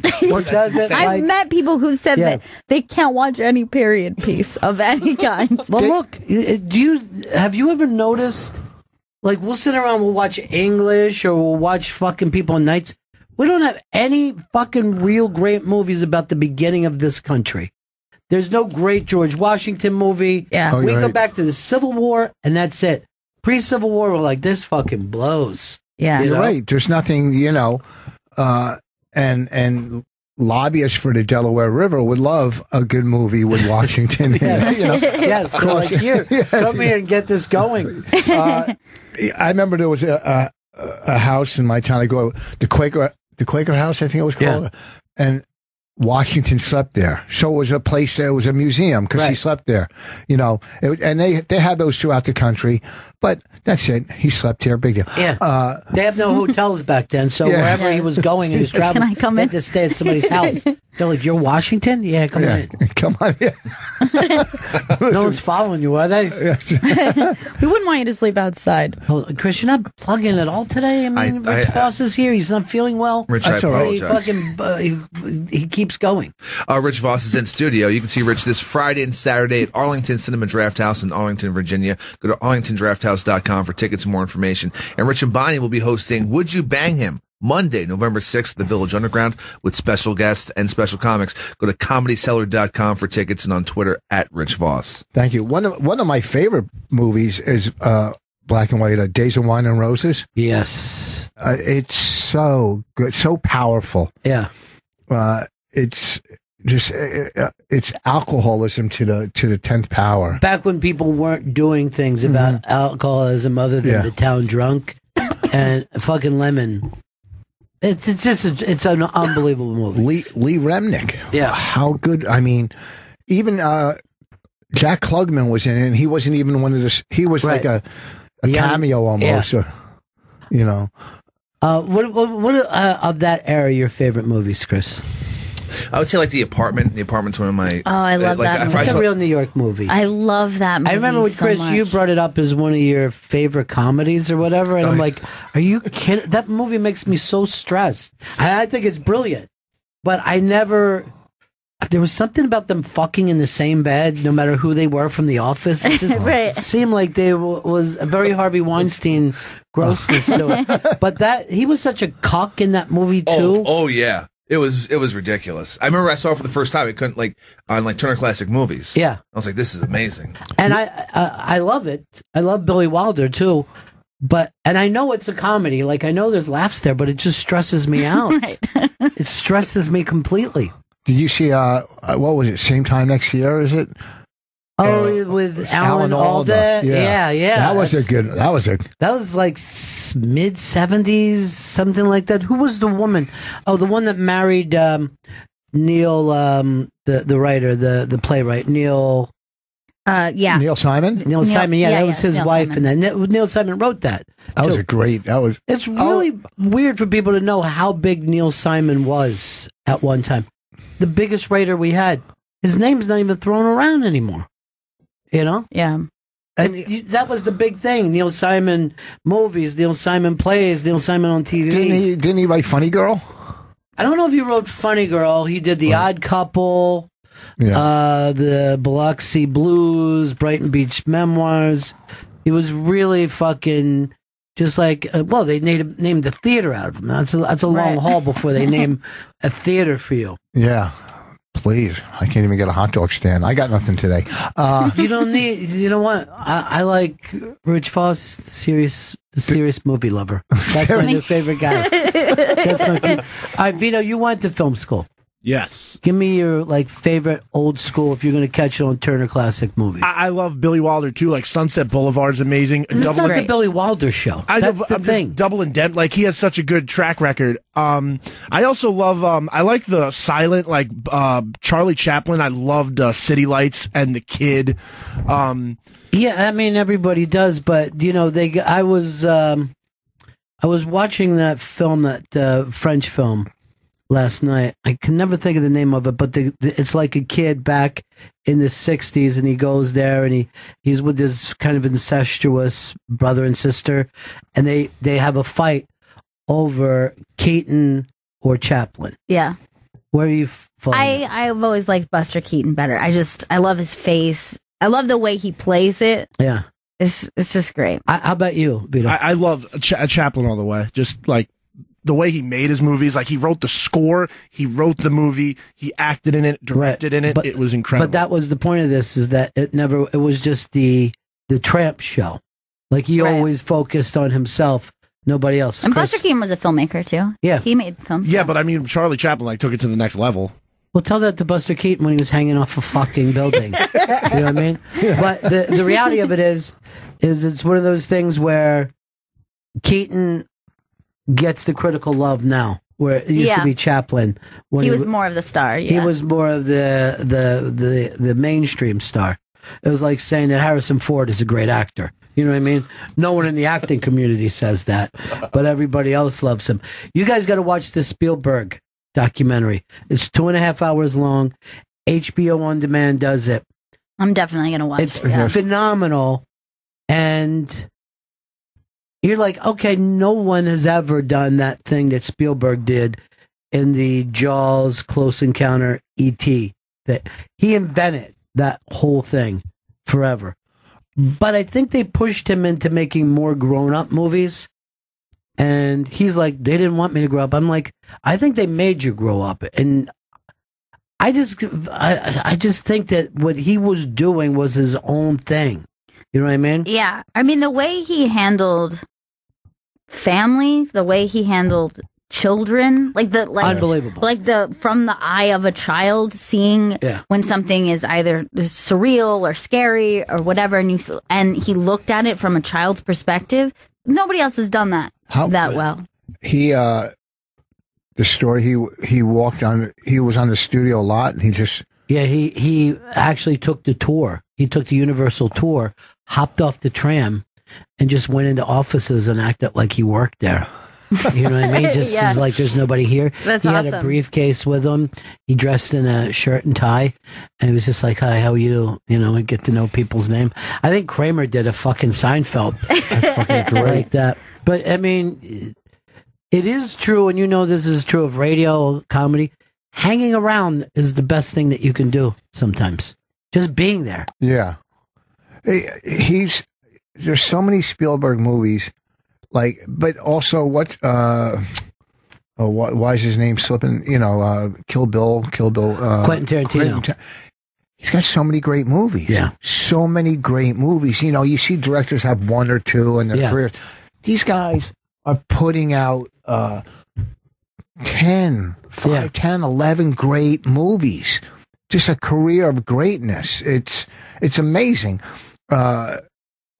Quentin, that Hateful Eight. Yeah.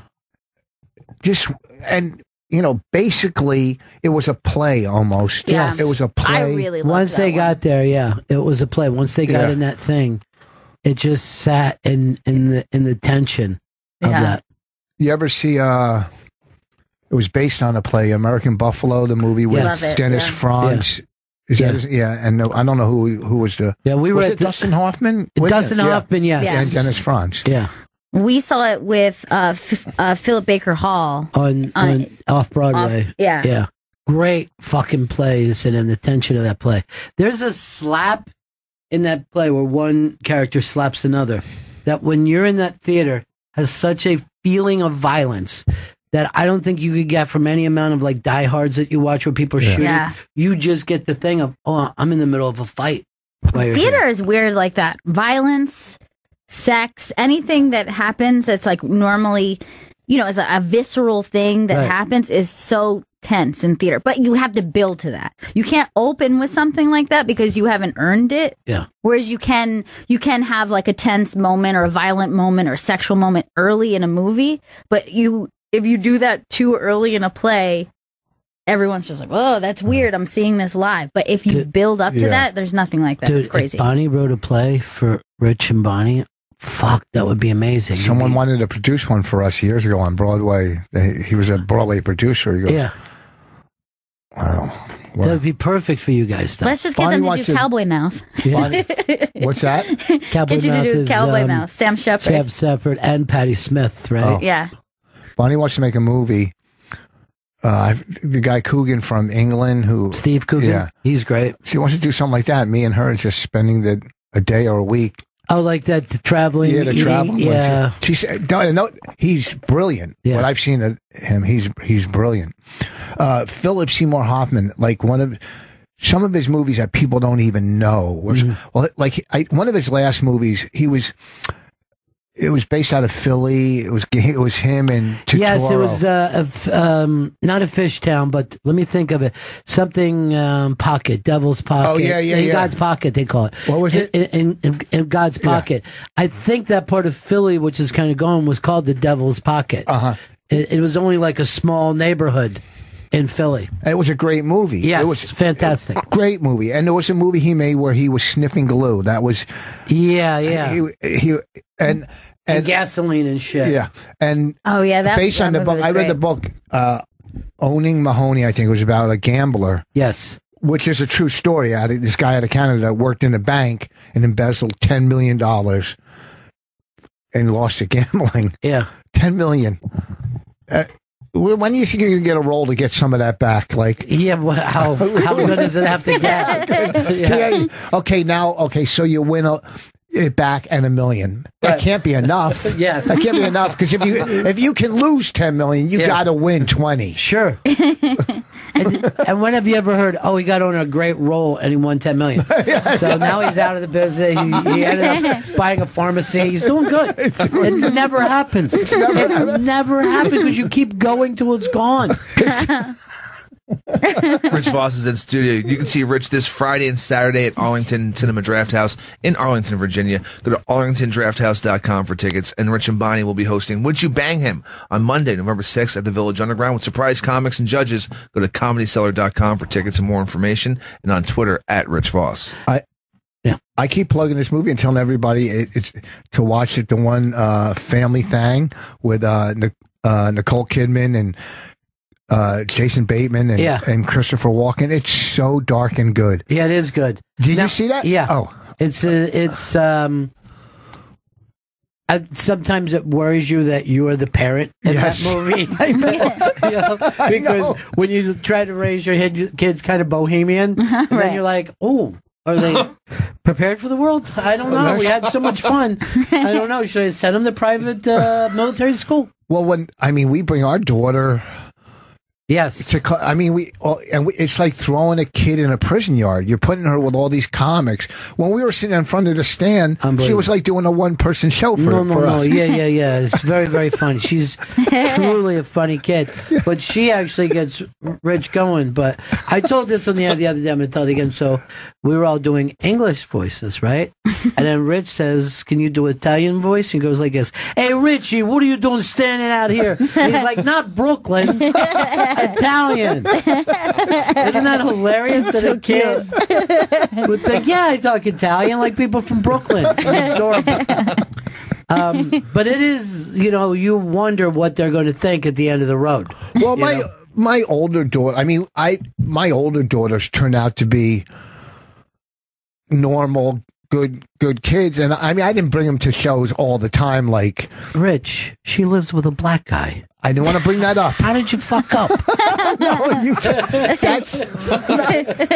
That's not my middle daughter.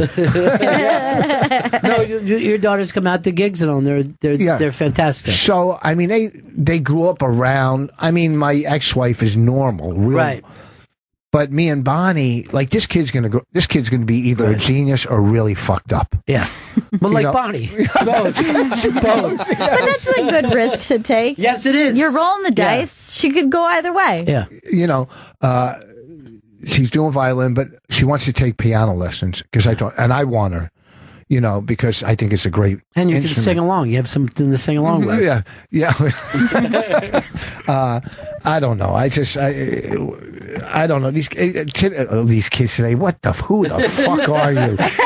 Kill yourself. These kids today. But my daughter. Oh God, did I say these kids? My daughter, like my older daughters, were athletic, basketball, great. I go to their game. Amazing basketball players for and my daughter now comes home. She's on the computer nonstop and her phone.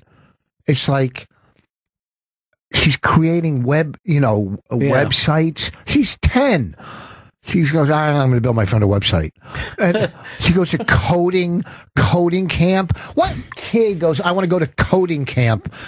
Most kids want to go up in the mountains and do some, canoeing or whatever. This kid wants to sit around with third world geniuses and code. Yeah, I don't understand coding at all, do you? Like, I couldn't even... that's like learning another language. Yeah. No, coding? What are you kidding me? I don't even know the fucking metric system. How am I going to code?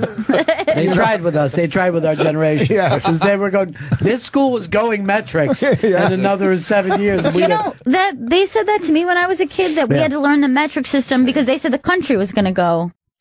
But here's where they make the problem with the metric system, right? They shouldn't show us anything about, hey, here's what a foot is and here's what... Just fucking move over. Yeah. And people are forced to here's the new system. You don't have to go, if you give a gallon, how many fucking liters? Who gives a shit? A liter is a liter. Most people don't know how to break down a gallon or right. Who cares? Just change. Don't worry how fast people catch on to it. Well, there's a new math that's completely ridiculous. Yeah, the core thing. I don't know what the fuck it's called. I tried to help her once and then I bailed. Yeah. It's ridiculous. Common Core or something like that? Yeah, something. It's horrifying to most people that have families. I have no idea what it is, but I know people get freaked out about it, that they can't help their kids with their homework. That's what I know about it. Yeah, it's a good excuse not to help your kids with their homework, but it's just ridiculous. Why change if it's not what is it? If it's not broken, why fix it? There's nothing wrong with there's 4 quarts in a gallon. I like that. 4 quarts in a gallon. I've always lived that way. But look how quickly that you learned fucking how to move over in grams All you got to do is be into coke. Just fucking breaking that down. Oh yeah, 28 grams in an ounce, 7 grams in a quarter. But yeah. And that's all it takes. Throw them into the deep end of the pool, but not head first. Yeah. Remember, we went back. Right, No diving. no kids. diving. No running around the pool either, Chris. I don't Got want it. to see you running. A chip a tooth like that. Oh. There was a kid in my school. We were in the bed, and he fell on the ground, and his 2 front teeth stuck into the wooden floor. Why did that fuck me up so bad? It just got to be His 2 front teeth. Dude, I get it in my legs too. Shot down my I get it in my legs. If somebody tells me about pain, my legs start to cramp up. I don't even know why that is. I had a temporary false tooth once, and I was hitting on a girl at Caroline's at the bar, and I'm talking to her, and my tooth fell out onto the bar. I didn't close that deal. No. But they didn't. She just thought you were sick that moment. It's not like it was a false tooth. Just like your AIDS was making your teeth fall out one at a time. Chris, you're not plugging Rich. I want everybody to see him. He's so fucking funny. Rich Voss is in studio. He'll be at the Arlington Cinema Draft House in Arlington, Virginia this Friday and Saturday. You go to arlingtondrafthouse.com for tickets. And Rich and Bonnie will be hosting Would You Bang Him with surprise comics and judges Monday, November 6th at the Village Underground. Go to comedyseller.com for tickets. On Twitter at Rich Voss. Such a incredibly funny guy. And then you married this incredibly funny chick. Now you got a funny kid. It's starting to be like gypsies. You're living like gypsies. That would be a dream, to have a small RV and just live out of it. Are you kidding me? I look at RVs online. Yeah. Not the big ones. I want one that just big enough for me. Well, how long before your kid can open for you? How long before that fact she could go out? Just, do 10. Do 10? You know what I mean? Yeah. We'll take 10. A couple of years, I think, if she's ready. But this is the last business stand-up is you want, especially a daughter in. Right. Because every club or every state, there's some type of Harvey Weinstein there. Whether it's the middle act, you know what I mean. It's just creepy. It's a creepy business. Well, when you started to interview female comics and they talked Gail on Gail Meets Girls, and many of them talked about how scary the road was, and I was like, oh, I didn't even ponder that. Yeah. But Bonnie even said to me when the Harvey Weinstein, she goes, every guy's got at least 7 girls that they crossed the line with, and I'm like, most guys are very good at putting that out of their mind. You know what I mean? Hey, I did something 10 years ago, 15 years ago. It's amazing how men can live with it. It's just us. Well, it's just, like we talked, where do you draw the line, and where's the line drawn between attraction, just human, just nature, or being creepy? You know what I mean? Like if say I see a comic. I met Bonnie. She's a comic. Yeah. So I hit on her. But what if she blew me off and 5-10 years later goes, that guy's a creep. He hit on me. Yeah. So you know what I mean? If you're not using your power to take advantage of this, not that I have any power. Yeah, I know. You know what I mean? No, Well, but you have a power in that situation. You're the headliner. Yeah. She's the opener. Yeah. But the thing is this, I think a lot of guys in the back of their head thinking, well, then why have any power? If that, you know what I mean? Like straight away from the fucking movie, first you get the money, then you get the power, then you get the pussy. That is, I don't know why Chris is laughing. It's sad. But that's kind of the American way. No, I'd rather get just the money and just my power is getting on good golf courses. If I Then you get the finagle good my times. way, then if I could get on, times. yes, I get on Harbor Town or one of these courses. I thought you were stopping golfing the last time. Oh no, I got it back. I played good the other day. Yeah, I got it back. He thought he lost everything in life. Really? He goes, I was playing at this level, and no matter what I do, he goes, I'm done. I go, you're not done. He goes, no, I'm done. Because I know how much. What do you joy think it he was? gets Just from like a dry spell, and then you just shook it off? I just figured out what I was doing wrong. I'm not lying. Like 3 weeks or 4 weeks ago, I almost cried on the course. I almost started crying. It was so because I had 4 or 5 months of just not hitting it, just wasting 4 hours a day. And you know, you can only bite yourself in the arm out of frustration so many times before, you know, and I go, wait. And I don't know. I figured it out last week. But it was just a mental thing, or was it a little physical thing? Mental, but one little physical thing. Yeah. Just something with my head. Chin. Right. I was keeping my chin tight to my chest. Yeah. So I couldn't make my turn.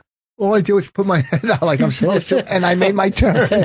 I played the other day on the back nine. I shot 3 over par on the back, and I should have shot 1 over. But it's a dumb game. It's stupid. It just that could be my stomach problems. You know. Yeah, absolutely could be. Stress. And your stomach problems. Do you think that it's stress related, or? No, I think. Go ahead. You thought you ate something? I think I have a worm in me. Really? No, I don't know. They said it was a bacterial infection. I don't fucking know. Maybe some antibiotics don't work. Now it's okay. It doesn't feel that bad. You know. Yeah, but your energy's way down. I saw you in the hall. You didn't look yourself. This looks like somebody said, "How's Rich doing?" I go, "I think we're losing him." I think Jesus. we're losing Rich. Do you see Bonnie's tweet about Ralphie? She's a sick person. There's the iBang has collected like 20 some of her tweets. The Ralphie one is on there, and other stuff. And she's one of, to me, only a couple people that you're like, you can look at their tweets and actually laugh. Yeah. Colin is great at it as well. But it's rare. It's rare to run across the Twitter account that you're just not like, shut up. I know. Enough already. But she wrote a tweet about Harvey Weinstein and Louis. It's funny. And I'm sure if Louis read it, he would fucking laugh, you know, because he's got a sense of humor. But then somebody wrote on Twitter today, I love the tweet that you and Bonnie wrote about Louis and and I almost wrote back, whoa, that wasn't me. whoa. If anyone's to be blackballed, it's my wife. Don't mix me up with her. You know, so she shot a short movie, and it's so fucking funny. And what's the plan, to go in some festivals with it? Yeah, try to get into some festivals. So far, the Renaissance offered her. Get in festivals, either turn it into a TV show or. Who'd she put in the movie? Tim Dillon is doing something. Tim was in it. Tim loves acting. He was a child. Oh, was he? Yeah. He's. Who else was in it? What's her name starred in it? Nikki Glaser. Yeah. She's funny. Yeah, she's great. What's his name? Starvo. Stavros? Yes, he's hilarious. He was in it. And those are a lot of comics she used. So hopefully she gets it going somewhere, and and then I can get some money out of it somehow. That'd be nice. I'm banking on her or the kid. Yeah. Then you can stay at home and hold your stomach. Oh, God. I can't hold anything down. Hold it down. I've been to the bathroom 3 times today. Oh, have you? Oh, Jesus Christ. It's coming apart. It's coming apart. Falling apart. Yeah. But on the outside, I look okay. But on the inside, I'm melting. But you're very tan, though. You're very tan. Am I tan? Yeah. I was just in Houston. Okay. I was in Houston. I played golf 2 days in Houston. That'll do it. Mm-hmm. Yeah. I was in. I went down and saw my daughter. She's moving into an apartment. It's unbelievable, the apartment she lives in. But she's moving to one that has a pool on the roof. The workout room's amazing.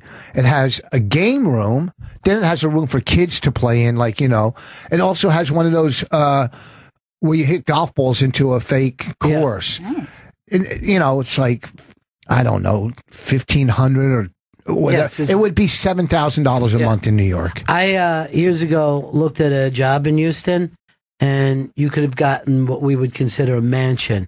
And it was fucking dirt cheap. Wow. And I go, why does this happen? And they're like, because the oil business goes up and down. And if you catch it at the right, if you're not in the oil business, there's times you're like, hey, everything's too expensive here. But then other times you're like, I'm richer than anybody in the world. You know what I mean? And I came back and my chick was like, "Okay, nice, but let's look around and see if there's anything besides you." Oh, you would have been miserable in the summer. I mean, it's just it's really so bad. fucking brutal down there. I mean, but you were in Florida, but it's not as humid and No, it stays over 100 there, and it never gets over 100 in Florida. Ever. yeah, and it's less humid, less racist. It's less. No, I'm a big fan of Texas. Yeah, I like Texas too. I'm very comfortable in Texas. I'm comfortable everywhere. Yeah, that's the thing about Except in my skin. Rich, thanks so much for coming by. You're truly, seriously, one of the funniest human beings alive. I don't think I had anything today, but all I know. No, you know what? If you don't have funny, you go for fun. That's my belief in radio. And I love talking movies with you. And again, you got to go see Rich do stand up. He doesn't even have to touch his endless amount of material to slay you. He's got so much stuff. Thank you. Rich will be at the Arlington Cinema Draft House in Arlington, Virginia this Friday and Saturday. Go to arlingtondrafthouse.com for tickets. And Rich and Bonnie will be hosting Would You Bang Him Monday, November 6th at the Village Underground with surprise comics and judges. Go to comedyseller.com for tickets and more information, and on Twitter at Rich Voss. We'll be right back. Thank It's Bennington.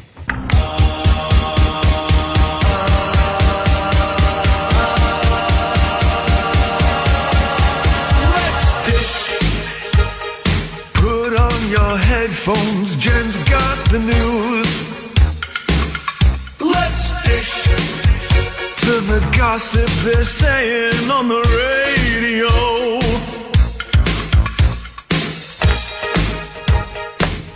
Here comes Jen. Seems like she's got some dish. Well, Jen is dressed very what I would call dungaree today. The term dungaree doesn't get used anymore, but you're a denim girl today. I am. I've been a denim girl for a while. I just got this jacket now because it's a little distressed. It's the new style now. Distressed and fringe. I didn't know that. I'm seeing it everywhere. Notice that no girl has, like, all of them have holes in the Holes jeans. everywhere. What I try to do is buy things new and then wear it till it's distressed. My stuff gets literally distressed by me. It doesn't come in. But what are you trying to say with that? You're trying to say I work in the field? I'm trying to blend in with fashion. Okay. Yeah, stay in the middle of the pack. Smart idea. That's good. That'll keep Don't make any waves with No, fashion. that's the last thing I do either. I do not. Well, let's get into dishing because it seems like there's only a couple topics out there that people are dishing about constantly. Yeah, well, I mean, right now it's like everything's about Harvey Weinstein. Yeah. So this one's up on the iBang. Terry Crews has come out and told his story when he was a victim of sexual assault. He said that he was at a party and an executive came over to him and groped his genitals while he was sitting next to his wife. And he reacted, he said, unfavorably. And he said he was going to kick his ass right then, but then he thought twice about how the whole thing would appear. He said he just imagined, you know, the headline saying a 240-pound black man who he used to play for the NFL, going after a Hollywood big shot. It would have been, he basically would have been in jail. Now, he didn't name names, No, but he he was saying didn't. this is a thing that happened. There's two guys that came out yesterday. They didn't name names. And Rob Schneider was the other one. Yeah. Now, Rob Schneider's talking about a guy he said is dead. Yeah. Right? And he won't Why not even name his name? Why not name his name? Rob Schneider put out a video and he said that in his situation, he was at a hotel and, I guess the director came out in a robe and told him to crawl on the floor and crawl towards him. And then he said he just, you know, he did it, but then he just ran right He did it? Yeah. He said it was Now, very uncomfortable. Did he say it was for a part? He did say Now, was what he it young at the time? Yeah, he said he was like one of the, you know, young and up and coming actor. Yeah, he was Trying pretty to cute make when he it. was younger. Like, people would look at him now and I think wanna see him young. nobody wants to R him. But he he had an adorable look because he broke in really young, right? Yeah, he was a kid. I mean, he was a really young guy when he was on SNL. Oh, yeah. Look at him there. That's Yeah. very cute. And, yeah, vulnerable and sweet. Very vulnerable and sweet. Here's the thing about Rob. Why, if I was going to stalk him, I would. He looks like a guy without a friend. You know what I mean? Like, oh, I can fucking play to him that way. Now, I heard this last night. I never looked into it. And I kind of feel like we're making progress. there's a Catholic priest who's been accused of having sex with an underage girl. And I'd never heard that before in my life. That's crazy. Yeah, very. Never heard it. They normally have a type. Yeah. So I was actually in the green room, New York Comedy Club, and this conversation started of whether the pedophile or pederast is a gay or not. And people were fighting for gay.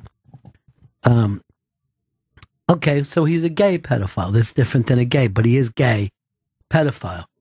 And then it came up, if you were with an animal, does it matter if you're with a male dog or a female dog? And then someone brought up neutered, and he goes, well, neutered, it's not really that gay or whatever, you know. And they're going like, why would you do that? You can't do anything anyway. And I'm like, wait, did you want to be fucked in the ass by the dog? I always thought we were banging the dog in the ass. I didn't think at any point, like, I'd like to get banged in the ass by a dog. I mean, the horse people tend to like to get banged by the horse. So, that's dangerous. Yeah. I can kill you. Now, I'll just say this. It means this Harvey Weinstein has got people talking. I mean, if there's any good about this, people were wondering what kind of animal you would be with. Look at that. Look at that just flame out there. Our friend Nina wrote to me and you today, Gail, about all she smells is smoke. One time when we were in Florida, I don't know if you remember this, the other side of the state was burning. Mm-hmm. We're in Tampa, and like South Florida was burning, and we came out and was just like your house was on fire. That's how much smoke there was from the other side of the state. Yeah, and like it's weird that the scent like carries that way, but I remember it, and it was very strong.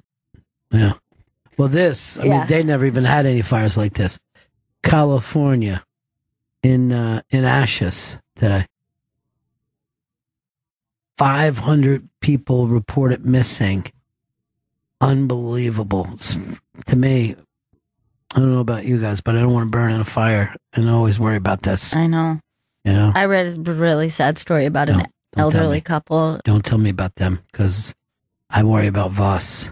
You know, Voss would not have the strength to get away from a fire.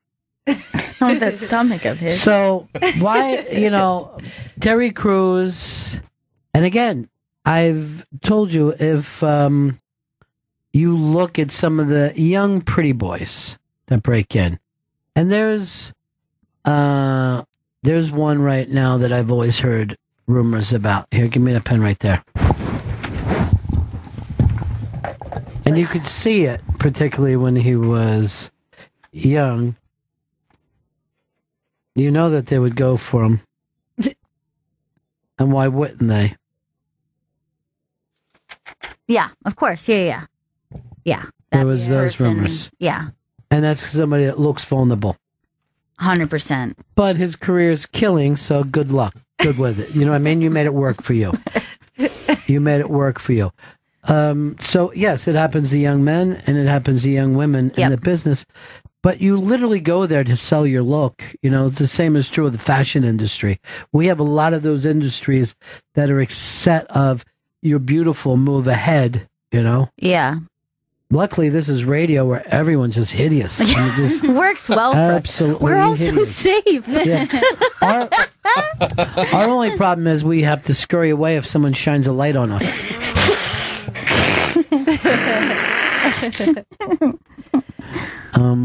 But the Harvey thing, Harvey went to Europe to get his sex treatment, and I believe we're never going to see him back in the States. I believe he stays in Europe, probably, and he's going to make European films someday. But look what he lost in all this shit. He lost his family, his wife, his business. And like I said, I've met Harvey. I know his business. It was a 24-hour-a-day business. There wasn't any Harvey's in between 9 and 5. You could reach Harvey all the time. He was texting me. I had his text number. I could text him. This is a fucking guy who made, Oscar-winning movies. He just never... A dinner was a working dinner. You know what I mean? A vacation was a working vacation. Drinks, he was working. You look into this, and he was very seductive of the media. If you were a person who wrote, like, entertainment news, he would come to you and be like, dude, you really get... You should be writing scripts. why don't you send us in some scripts? Or maybe we get a book with this. And he would give you these, bonuses and shit that he would be able to call you up and go, look, this fucking story about me is not true. Here's what the truth is. Here's the spin you want on it. You know what I mean? So he was running this thing on the industry and not. Another friend of mine said, well, once these women are established, why wouldn't they bash them? I'm like, Harvey had actresses best film nominee every year. It's a difficult thing to do when you get to a certain point to make sure you get the good scripts. I'm confused. What do you mean? Once they're established, why wouldn't they bash it? Well, why was it once you're in Nicole Kidman or Angelina Jolie? Why wouldn't they bash them once they were already established and say, "Hey, years ago"? Yeah. There's a lot of slut shaming coming out about the people who are speaking now, going, they had opportunities to say this for years. They're very rough on Matt Damon, and I don't know how he wouldn't have heard that Harvey was at least a brute. Yeah. Harvey was a brute. He screamed at men and women. Whatever. Yeah. But that is a thing that people get into is immediately they start going, well, why didn't this person say, like that's the issue. I understand maybe why you would ponder it, but that always tends to be the problem instead of focusing on the actual issue that somebody. Yeah, there is only one person that I expected to, because Kevin Smith was the first one who came out. Say, I can't believe I worked for this fuck, which means I guess Kevin believes he's as clean could be. You know what I mean? But Michael Moore is the one guy that bashes the right all the time and is, like they said, noticeably silent on this. But do I expect something from Tarantino or anybody else? Yeah. I don't know how that starts to play into it. I don't know if this really becomes this judge in the public court, which is more about fucking dogpiling than anything else. All right, let's move on. Let's keep dishing. Well, Ben Affleck was one of the people that put out a statement, because there's like a bunch of celebrities, but he put out a statement to stick up for the girls. And he said, I'm saddened and angry that a man, who I worked with, used his position of power to intimidate, sexually harass, and manipulate many women over decades. The additional allegations of assault that I read this morning made me sick. This is completely unacceptable. And I find myself asking what I can do to make sure this doesn't happen to others. We need to do better at protecting our sisters, friends, coworkers, and daughters. We must support those who come forward, condemn this type of behavior when we see it, and help ensure that there are more women in positions of power. So a bunch of women, a lot of women were very angry with him. It's longer than one of his scripts. And Hillary Burton and Rose McGowan both, spoke up about him. Rose said that, on Twitter that she went up to him right after she was sexually assaulted by Harvey, and he responded, "God damn it, I told him to stop doing that." And Hillary Burton, they worked with each other on TRL. And she's a host. They're both hosting. And she said, well, somebody tweeted to her, he also grabbed Hillary Burton's breast on TRL once. And I guess everyone forgot. And then she replied to it saying, I didn't forget. Then she posted an old TRL promo that they never posted. And it was him kind of interviewing her saying, wait, so you're 19, right? So, oh, man. Yeah. It's not. Look how quickly Chris Stanley, a fucking brute of a brute, is. You know what I mean? But there's a difference between doing bits on a show and what Harvey. You're going to take down no one is squeaky fucking clean, no matter who the human being is, no matter who.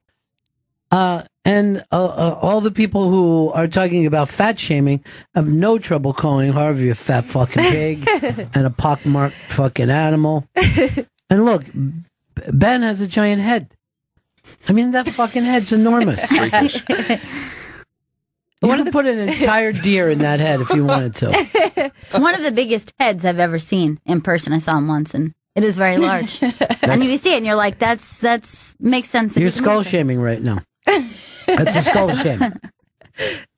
Well, one of the women that are actually defending Harvey is Lindsay Lohan. Good. And she's out there. Good. She's always on the right side of history, Lindsay Lohan. Lindsay. And she put out a video where she basically said that Georgina, his wife, needs to take a stand and be there for her husband. God. And he's never harmed me or did anything to me. We've done several movies together. I think everyone needs to stop. I think it's wrong. So stand up. He's not crazy enough to be with you, Lindsay. Yeah. I mean, he obviously recognized you as crazy putty. By the way, he also didn't do anything to fill his diller. It doesn't make it. I hate when people do that. When people come forward and be like, and just so you know, never happened to me, and I highly doubt it. Happened with Cosby. People are like, I've known Cosby for a very long time. Me anytime he wanted. What? It's ridiculous. And one of the movies she's referencing she did with Harvey was Scary Movie 5, where she played herself and was barely in it. It was like yeah, but I'm sure she met with him. I'm sure briefly. Like I'm just saying. How much time do you think Harvey needs? I think she's throwing herself into this Harvey A thing. lot of these things are like the first encounter. Like, you should do this movie. Come to my hotel room. That certainly was across the board. The woman who said Asia Argento, who I didn't realize is Asian. Anthony Bourdain's That's his girlfriend. So he's been very vocal about this whole time. Who Anthony Bourdain is? Yeah. Well, he never liked eating the Tribeca Grill either, so he had problems with it. Chris, even though that you're wrong on the women thing, yes, you were right about the bandana thing, and Thank you. Vito was wrong. That's right. Vito, you're going to be brought up on charges of accusing somebody. No. I should have.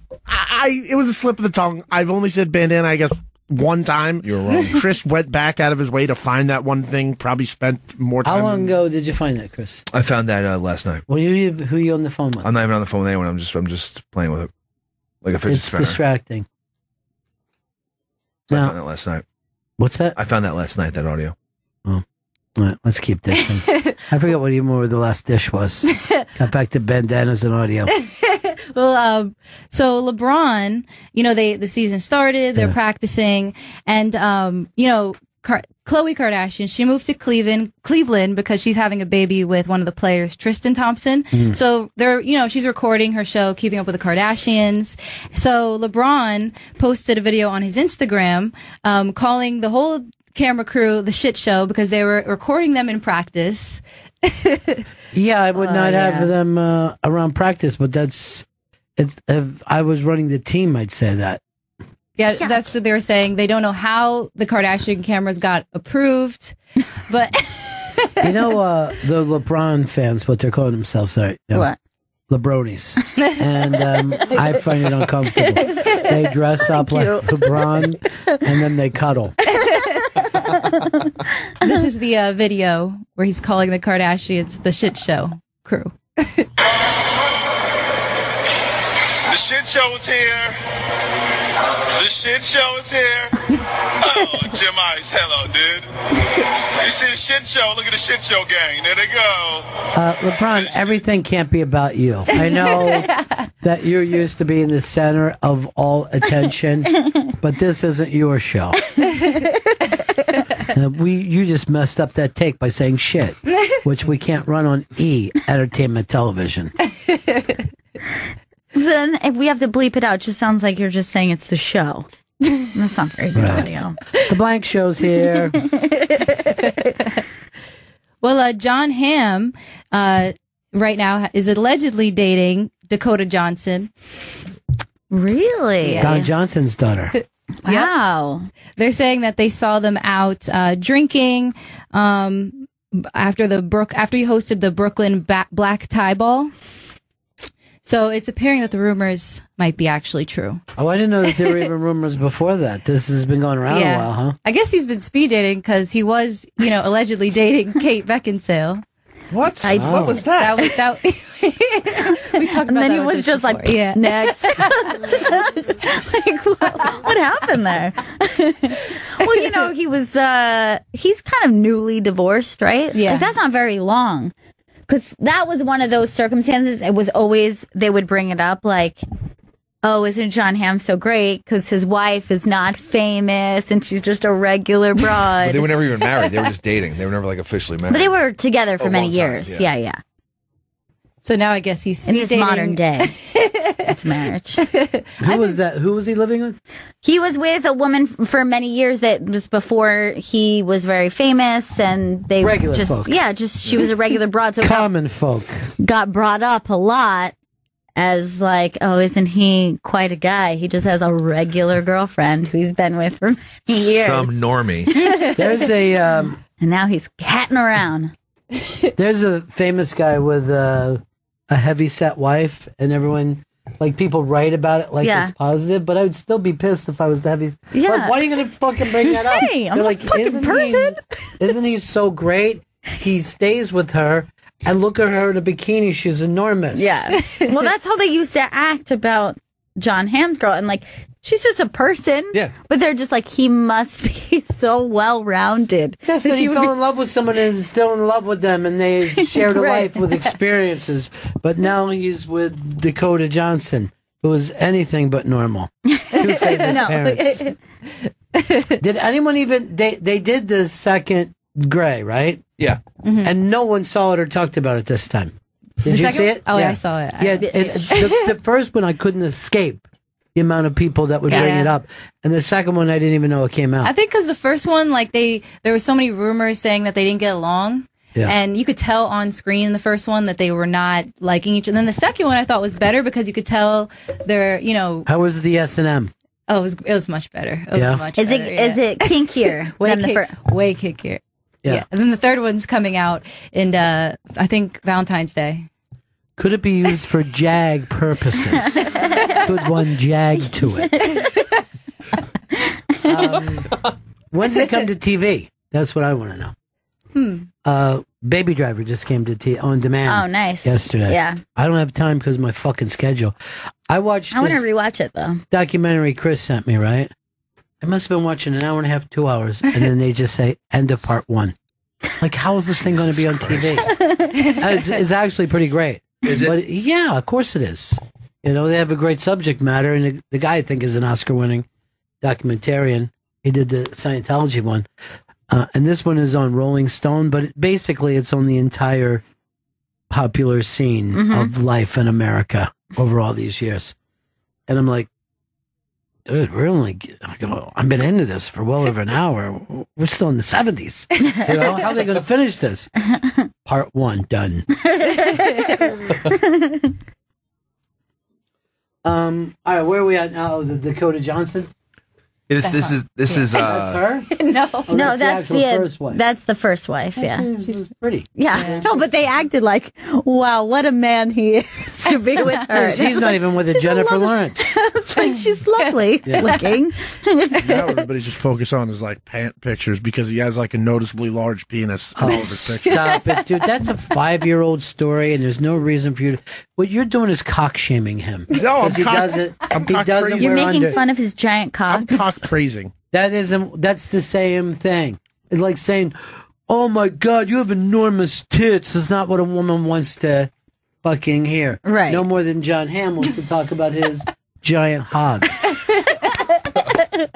And the big thing for him is because he doesn't wear underoos. He Yes. refuses. He's not a big fan. He goes commando, or like with Chris just lets his underwear rot off of him. Ew, Chris. sometimes just an elastic band left.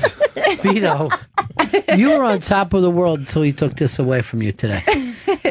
And what did you gain from it, Chris? What gain did you have at poor Vito falling?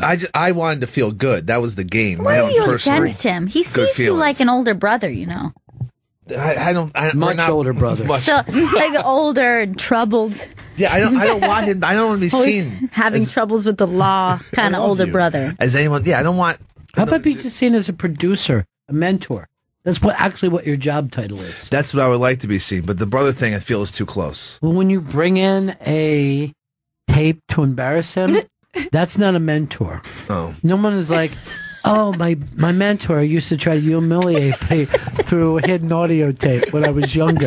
Oh, Now that he's dead and gone, I'm going to go shit on his tombstone. You want to be a friend tour, not just a mentor. I like that. Friend tour. I'm going to start that business of friend tours. Friends that mentor. Or you want to be a centaur at this point. Chris, can you clear it up? Are you actually a centaur? Because I get a lot of questions about your... I have 4 legs and I have a horse body. You do? Yes, I am a centaur. Good. Now I can respond to these because people are constantly asking me this. Newt Gingrich claims, I'm looking at this right now, Steve Bannon's plan is stunningly stupid. I'm telling you, Steve Bannon is on the march, my friends. And you may think that he's stupid, but he's one of the driving political forces today. What do you think his aspect is stupid to Gingrich? Like, what? Because Gingrich is an old school Republican Party guy. Yeah. And Steve Bannon is going out of his way to replace it with Breitbart, Tea Party, broskies. How is that stupid? It's not stupid for what Bannon believes is the truth. And like a lot of these people, Bannon believes in his philosophy. You may not, but you can't accuse him of being a person who's just doing this for personal gain. Yeah.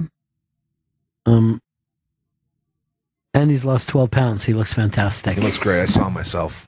He does look great? He really did. He looked great. Okay. So there we have Chris saying it twice so that you know that it's true. Let's keep dishing. This dish, oh my God. Well, NBC, things aren't really looking good over there right now because Megyn Kelly's ratings have plummeted. And they're saying that, because she's in front of Hoda and Kathy Lee Griffin's Gifford show, that, the Today franchise is, it's not going to be good. Well, at least they come after the main part of the Today show. Like the thing that they're doing now, the 9 o'clock and 10 o'clock, those aren't even the Today Show. The Today Show's from 7 to 9. Right. You can call it as many hours as you want, but when the hosts leave and say the Today Show is done, that's it. I've always been very confused about what actually is the Today, because it does seem to just like sputter off into the... Yeah, but you don't see the main hosts hang around after 9 o'clock. Right. They go like this. Well, I got the guts going. That's their sign up. Right. I got the guts going. And everybody yells it with them. I got the guts going. And then all of a sudden, Megyn is there. Don't you hate it when you don't get the right kind of food you want? Come back and talk about it. I'm Megyn Kelly, and we're going to get to the bottom of this right now. Why is she yelling at me? Men, couldn't you just kick their cocks in? Coming up next on Megyn Kelly. And seems like they need to do a repackaging over there because that could be part of the problem.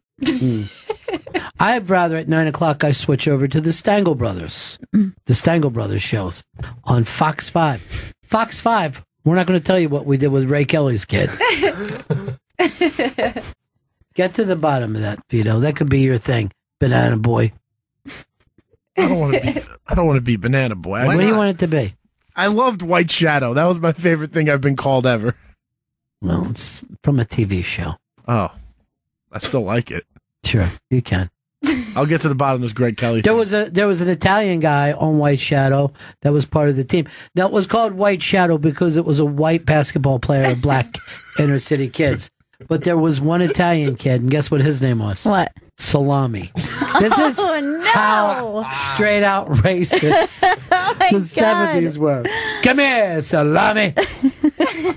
And he didn't take offense to it either. He was like, I am Italian. What are you going to do? Makes sense. It's easy for them to remember. Yeah. I feel bad for Terry Crews. Yeah, me He too. couldn't protect himself. And I hated that when Salami over here was fucking bringing up people's cock sizes. That's shaming. And then saying it's a compliment. Let's keep dishing. Well, Nelly, he got, he was locked up for a little bit because a girl just overnight, said, right? Yeah, just overnight, over the weekend, because a girl said that she was raped on his tour bus, and she called right after. you know, it was like 4 a.m. She called the police right after. They locked him up and like investigated. But he said that, you know, the truth will come to light. This was, you know, He was never charged. Yeah, he was never He charged. wasn't charged. No. They're saying that the girl basically cried wolf. So Wendy Williams took heat because on her show, she said that, you know what, if she hadn't put herself in that situation, this would not have happened. And, you know, the young lady, you've got to stay away from tour buses. So people were very, very angry at Wendy. So then she had to go on her show the next day and say that she didn't mean, she didn't mean what she said, and that what she really meant is that we should be able to go wherever we want, but know where the exits are. And then she started to choke up when she started talking about when she was 13, how, she looked like a woman. And, you know, basically she was sexually assaulted, but she didn't go into detail about it. She just started, you know, getting choked up, and she realized that. Great defense. Great defense. And why'd you say the thing about the buses? Just because I'm having post-traumatic stress. Yeah, why did you say, now you've added to the list of no short skirts, don't get near a bus, like, don't go out after 10 p.m. This is really coming, this has become more and more the TMZ portion of our show. It's like when fucking Salami was yelling out, yeah, and they say he's got a big one too. And I'm going to just be sitting here drinking of a straw, and then, you know, people can act like, hey, he's rich and gay, and start to laugh at it. You know, like the things that he gets teased about are the stuff that you don't mind being teased about. Right. Yeah, why don't you go home to all your money? And he's like, whoa, got me. He's been TMZ has been all over this Harvey Weinstein thing. Yeah. It's hard to even get any other story. No, I know. it is. It really is. My favorite part of it is Bob Weinstein was behind it. The softer, nerdier brother who's made an entire lifetime off of his brother, and now is like, I could run this fucking company better than him. I could be the new White Shadow. But there was something. He sent a message back to his brother, Harvey Weinstein did, that he said, ice cream is a meal best served cold.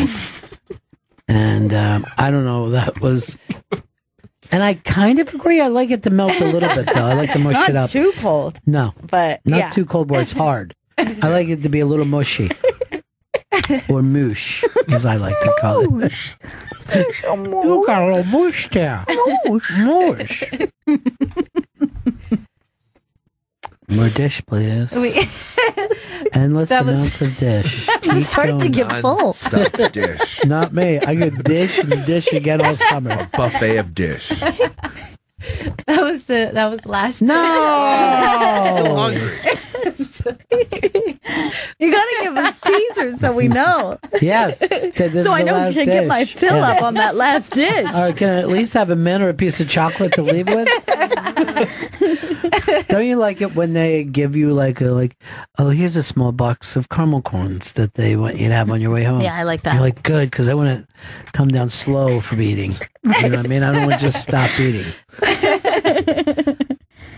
There is one last dish I can. Whoa! Is this a personal dish?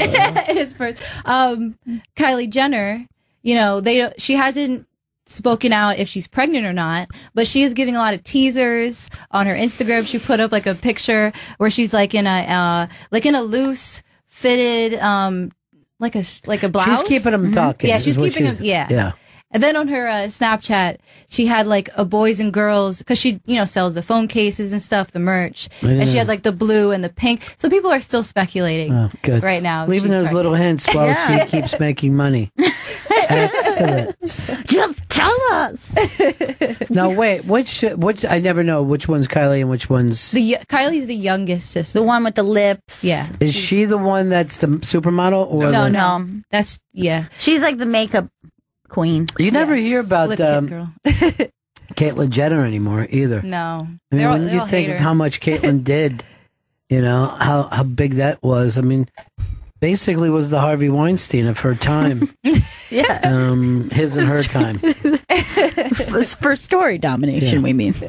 I tried this joke. Bruce Jenner has his and her closets, and he lives alone. Am I right, folks? Do you notice this? What else is up in the news today, folks? What's coming out of Hollywood? Huh? Land of fruits and nuts. Oh, Mike Cannon was saying last night, and I jump on stage and go like, "Keep it going for Mike Cannon. He's the Harvey Weinstein of comedy. He'll rape you, ladies. He will. That guy will rape you. Be careful." Well, we all started laughing. I mean, at that point, I'm like, "Putty, meet hand." We just visited 9/11. How? Fucking crazy people. Crazy fucking people. Well, there's a reason why they call it Jew York, right? Isn't this because all the Christians running around? Am I right, folks? There's actually ads on the subway now, like trying to get New Yorkers to go to the 9/11. And we're not going to go to that. We're not going to go. happen. Not going to do I'm it. not going. No more than I would go back and here's the room your grandmother died in. Why don't you come down here, buy a little something for yourself, buy a little trinket to take home. I don't want Twin Towers fucking keychains. Does that make sense to people? What about a Freedom Tower keychain? Freedom Tower, I don't know one fucking business in there. I think that thing is sitting as old as any old scary house. Matter of fact, you put up a story. I went out of my way not to look at it, Gail. Scariest house. Oh, yeah, in a movie. yeah. It's up on the iBang. So I mean, I can guess. Yeah. So just announce what this is about. So this is what are the scariest haunted houses of movie and TV history where just the house alone is creepy enough. Now, I don't even think this is close, and I know because Universal has it on the tour. But the Psycho House has got to be. The Psycho House makes the list, but I did put it up because I felt like there is like some pretty important ones that are missing from it. But the Psycho House makes the list. All right, yes. Vito, let's go for you. Have you read the story yet? Yeah, I saw this. Okay, so you're out. Chris, have you read the story? I have not read this story. What would you pick? I would pick the house from this movie, The Gate, which was pretty terrifying. I'm not familiar with The Gate. I go out of my way not to look at horror. I believe The Gate is on the list because there's a Was it couple a gate like to hell? newer. It was a gate to another dimension with hellish-like creatures. Okay, There's so a couple newer movies that I haven't seen that made the list. is there a Saw house or is that just a basement? No, The house from Split. And I haven't even seen Split yet. You liked it? You liked Split?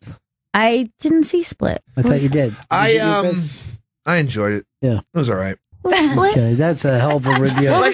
Seriously, if you were my cousin, it was just me and you, I would be like, yeah, that's plenty. We're not on a radio show. We're not trying to entertain people. But for you just to say, that's fine with me. Jen, do you have a house? I'm going to go with the movie I just saw, It. Oh, I haven't seen it yet. So this was on IO9 originally had done this list. Yeah. And it is the whole point because they are making the statement that it now is the scariest haunted house All right, let me in the see new. this. Let me see that. Well, you just showed what I was going to bring up. You just showed Poltergeist. Now, Poltergeist, and I thought that I had one that wasn't going to make the list. Poltergeist was the first time that we had a suburban home. A suburban home. That's why that one is And that was terrifying. particularly scary. And Poltergeist and E.T. came out in the same year. And both of them made the suburbs look like, oh, this isn't such a wonderful thing, is Right. it? You could have... It can be creepy, and that's exactly what makes that movie scary. It's just like a regular family, a regular the It house. House? Yes, this is the It House, and inside it's like House of Horrors status. Now, that's where an wherever abandoned house? it's Is an that- abandoned house. Now, when I was a kid, we would go into abandoned house, and this is how stupid. So we used to fucking hop this train so we could ride into Ogden, which is like a town over. And this used to be an area that was like farmland and stuff. And there was a fucking old farmhouse that we used to kind of break into the thing to root around in this old house. And there were holes in the ceiling, so there was wetness and all. And then we looked in the closet, and there was fucking dresses, like old people dresses. And like, we were like little Fuck, kids, that's we were really like- scary. We were like, fuck, are they still living here? Like, we were in the middle of this And then there was also an abandoned milk fucking dairy next to it. Yeah. And all the windows were broken out. Shit, it was very excitingly scary. We played on the fucking roof, and a friend of mine's foot went through the roof while we were running around up there. I feel like if you see it, it's going to be too familiar to This you. looks like the house to me. It's also very similar to another kind of vibe. Like, this is one that when I was a kid, the cover of the VHS used to scare the shit out of me. And it was like the Amityville Horror. Amityville Horror. That's in Long Island. And just the look of the house from the cover, I remember just like always picking it up, being like, "Oh no, too scared." I've never watched it myself. Yeah. And I've had people tell me, dude, it's real. People that fucking lived there said the Amityville thing really happened. I think it's this one, Chris, not that one. Like the original, I think. Because didn't they do a remake or something? there was a remake. Yeah, but that shape house, Yeah. to this day, when I see it, I'm like, oh, it's like an Amityville house. You know what I mean? Whereas it has like the windows in the corners like that. It's like a face house. Yeah, exactly. It looks like a creepy face. I just was remember when me and my kids, the kids I hung out with were younger, a fucking clown pulled one of my friends down in the sewer. Oh my God. They said raising him as his own, but I don't know whether they ate him. Dude, you have to see it because I it's. don't want to. It sounds like really Maybe I get the similar old gang to. together. Maybe when I do, I get the old gang together and we watch it. All right, so I'm going to give you mine, which did not make the list, and I believe on a technicality, which I think is bullshit. But I think Rosemary's Baby, the way the Dakota looks in that movie, and I understand it's not one house, it's an apartment building, but it is a home. And like that's a beautiful building made to look so terrifying that it's hard to kind of unmarry those two images together. See if you see any of the rooms too, there's these beautiful, big, spacious rooms. And why is it terrifying? Like that courtyard should be beautiful. I know, instead the of courtyard looking- is so scary looking. Yeah. And like, yeah, why is that scary? But it is. It is. It's really creepy. And even though it doesn't really look like the Dakota, there's something about when I first moved into my apartment building that fucking reminded me of Rosemary's Baby. And I won't watch Can I that tell movie you? while I've been living in that Can I apartment. tell won't you watch it. what the problem is there? The halls are too wide. The halls are really weird. And you know what that reminds you of? Shining.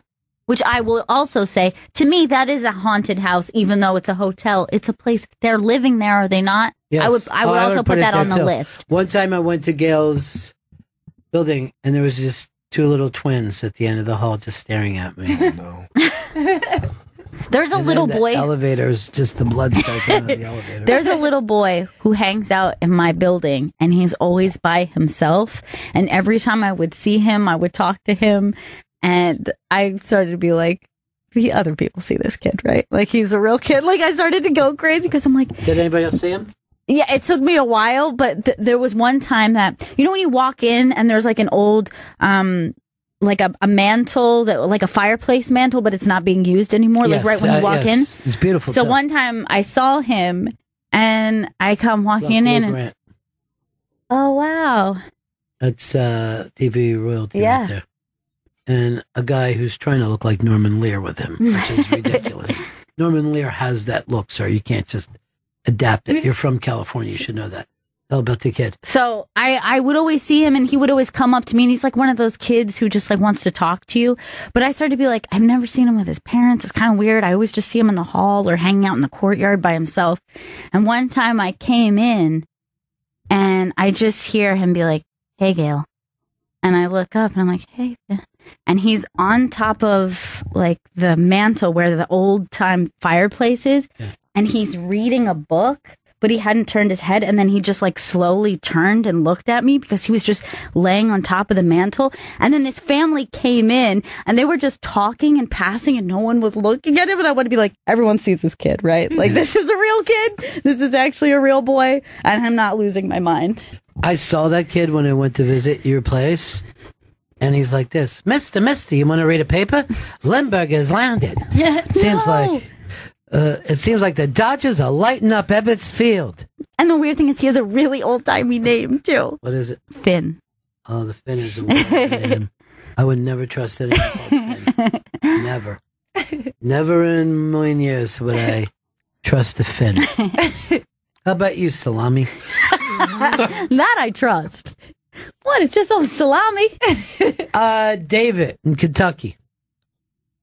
Hey guys, did Silence of the Lambs make that list? That basement's pretty creepy. Well, the basement is creepy. The fact is that basement was enormous. It was much wider than the house. Yes. It was a tiny little house. It doesn't make the list because I think they were going on a technicality that it's like specifically haunted. So it has to be of paranormal type activity. Fuck you. Speaking of which, that movie makes the list. The house in that movie makes the list. What's that? Paranormal activity.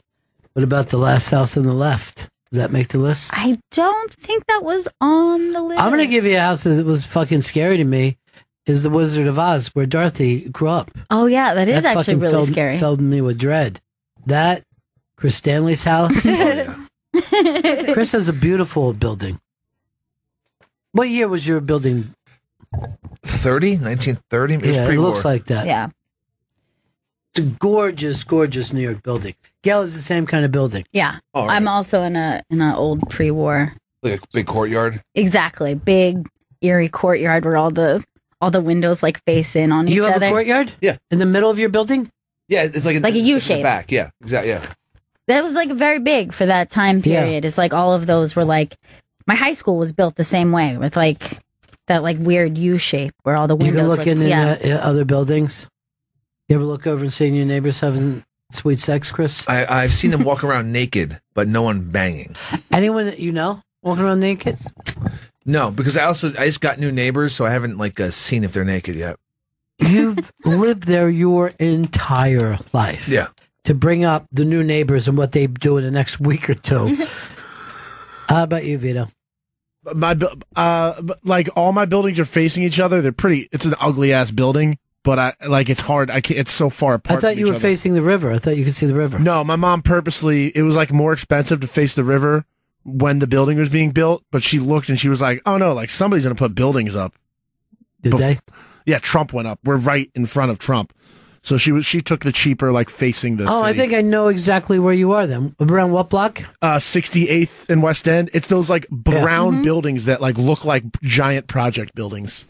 I thought that was projects. No, that's Lincoln Towers. Because I'll go that way a lot when I leave the city. I'll go up to 72nd, make a left, and get on the West Side Highway. Yeah, I live in that building thing. Everybody called it the Jew Projects growing up. Why don't you do this? Just meet me sometime up that way and give me a thing of meatballs and pasta when I'm on my way out. That'd be nice. Thanks, Salami. Call me up and run it down. What'd your mom make best out of all the Italian things? Chicken parm. I love chicken parm. I'll bring it in for you guys sometime. Please. Dude, guess how many years ago you said that to me? You were an I didn't intern. think you You were an remember. intern. And you're like, my mom will bring you chicken parm.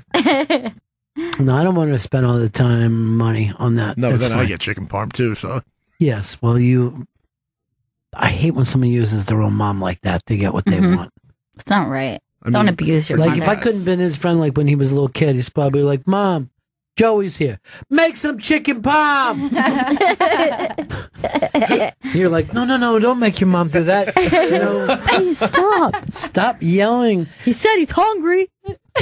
So I saw this line in a movie last night. See if you would agree with it. When you're a little kid, everybody's parents look better than yours, right? But your grandparents look better than anybody else's grandparents. This is interesting. Yeah. I know that grandparents of other kids freaked me out. Yeah. I had a friend who's had a bocce instead of grandmother. There's some kind of Polish thing. I'm like, can I please leave your house with your old world bocce here, all in black and black everything? I'm being scared. But it is weird. I will say that is a thing where it's like you're very used to your grandparents, but then you meet your friend's grandparents and they look old and scary, and you're just like, "Ooh, why are you so affectionate with that I know. weird person?" Yes. Why are you kissing this dying person? Their like face is all wrinkled, and you're like, "Bleh." Did anybody's parents look better to you? Because a lot of kids' parents look like they let them get away with a lot. Yeah, I don't think I have it because I had kind of like really young parents compared to some of my other friends, Way so Mhm. they tend to be hipper. Wink, wink. I lost my virginity at a very young age. No, that is that is some truth that you look around and some of the parents seem real old. I remember I had this friend, I go over to his house and he was like, that's my mom's room and that's my dad's room. I'm like, the fuck, are they brother and sister? Yeah, weird. It seems so sick to me. Your parents sleep in different rooms. And I go, what is your dad gay? And my friend yelled, no, he works nights. God damn it. You start talking about my dad. A lot of people get so hurt. There was a little girl that lived next to me, and she used to be happy every night because her dad beat my dad home. She goes, my dad beat you. First of all, they're not racing. You know what I mean? This is like when we're like 4 or 5. And then one night, I see my dad pulling in the driveway, and I said to her, I guess my dad beat your dad home tonight. And she just screamed at me, my dad has to work overtime! And she went running in her house crying. And I'm like, oh shit, I'm going to hear back about this. The shit that kids are sensitive about. Yeah. But the shit that kids will push other kids' buttons. Yeah. Because I remember, like, there was this kid, his dad was really old. I mean, and again, my parents were young. So it was just like, you know, he had older brothers and sisters who were in their 20s. You know what I mean? Like their mid-20s, or you're like, he was like the very last kid of the family. Friends like that. And so he was always bragging, and he was always saying, like, you know, my dad was in the war, my dad was in the war. And I think one time I said, yeah, the Civil War, something like that. And he was so mad, screaming to the point of tears kind of situation. My dad is not going to live much longer. I had a friend in my neighborhood. His dad had a flat top. And, like, here's two things. His mom had a weird, like, twitch. Like, her head was always going back and forth, so we fighted about this. But her dad had a flat top with some kind of wart on the top of it, would stick right through. And we'd always say that his dad had gum stuck to his head. And he was his life was a nightmare because of his twitchy mom and gum-headed dad. And quite frankly, he lived in a cottage, if I'm going to be honest. Really? You couldn't call what he had a house. And you couldn't sell it as a house. You would have to, I'll call it a fixer-up cottage. It looked like his dad and his uncle fucking slammed some boards together and moved inside of it.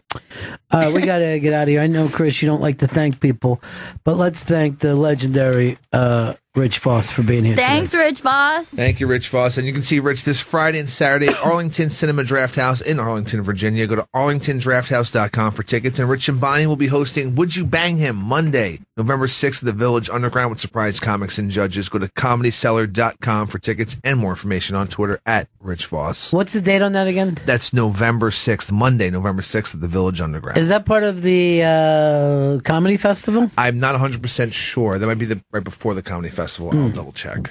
If you're not 100%, don't even get involved with it then. I need you to be at 100 at all time. Anything else we need to plug? I see you to plug Dish. Oh my God, that was a long time. The Let's Do segment is brought to you by Dish. Dish listens when no one else does. Dish tuned into you. To learn more and sign up today, call 1-844-CALL-DISH. Go to dish.com or visit a local retailer near you. I love the Dish segments. I get to hear and talk about things I wouldn't normally. Yeah. I find out a lot about those Kardashians. And now you're up on that news. Yes, I am. What do you think was, I mean, like we said, the Weinstein was way too out. What was the big dish of the entire day for everybody? I feel like the Rob Schneider was, that he actually really crawled, shocking. Yeah. that he crawled to a naked man is, and that he won't say. No. It amazes me that him and Terry Crews, like, this horrible thing happened to me, but I won't say. I always thought it was like women who, because, you know, normally men like this fucking prick. Yeah. You know, I can't wait to ruin him. For me, it was like Terry Crews, because I just picture him like sitting next to his wife, this big black dude, and then just some white guy covered, like grabbing his dick. It was just so weird. And then him like this. Terry doesn't like to have his dick grabbed. I'm a big Brooklyn Nine-Nine watcher, and he always refers to himself in the third person. And I'm always going like this, Terry, you magnificent bastard. Once again, you've taken a bad episode and made it your own. Congratulations. All right, that's it for us. I'm going to be at the Empire Casino tonight in either Bronx or Hoboken. I got to figure that out on the way. And we'll see you guys again in 1974. Ladies and gentlemen, the evening is over. We hope you all enjoyed yourselves, and we'll see you all again in 1974. Good evening.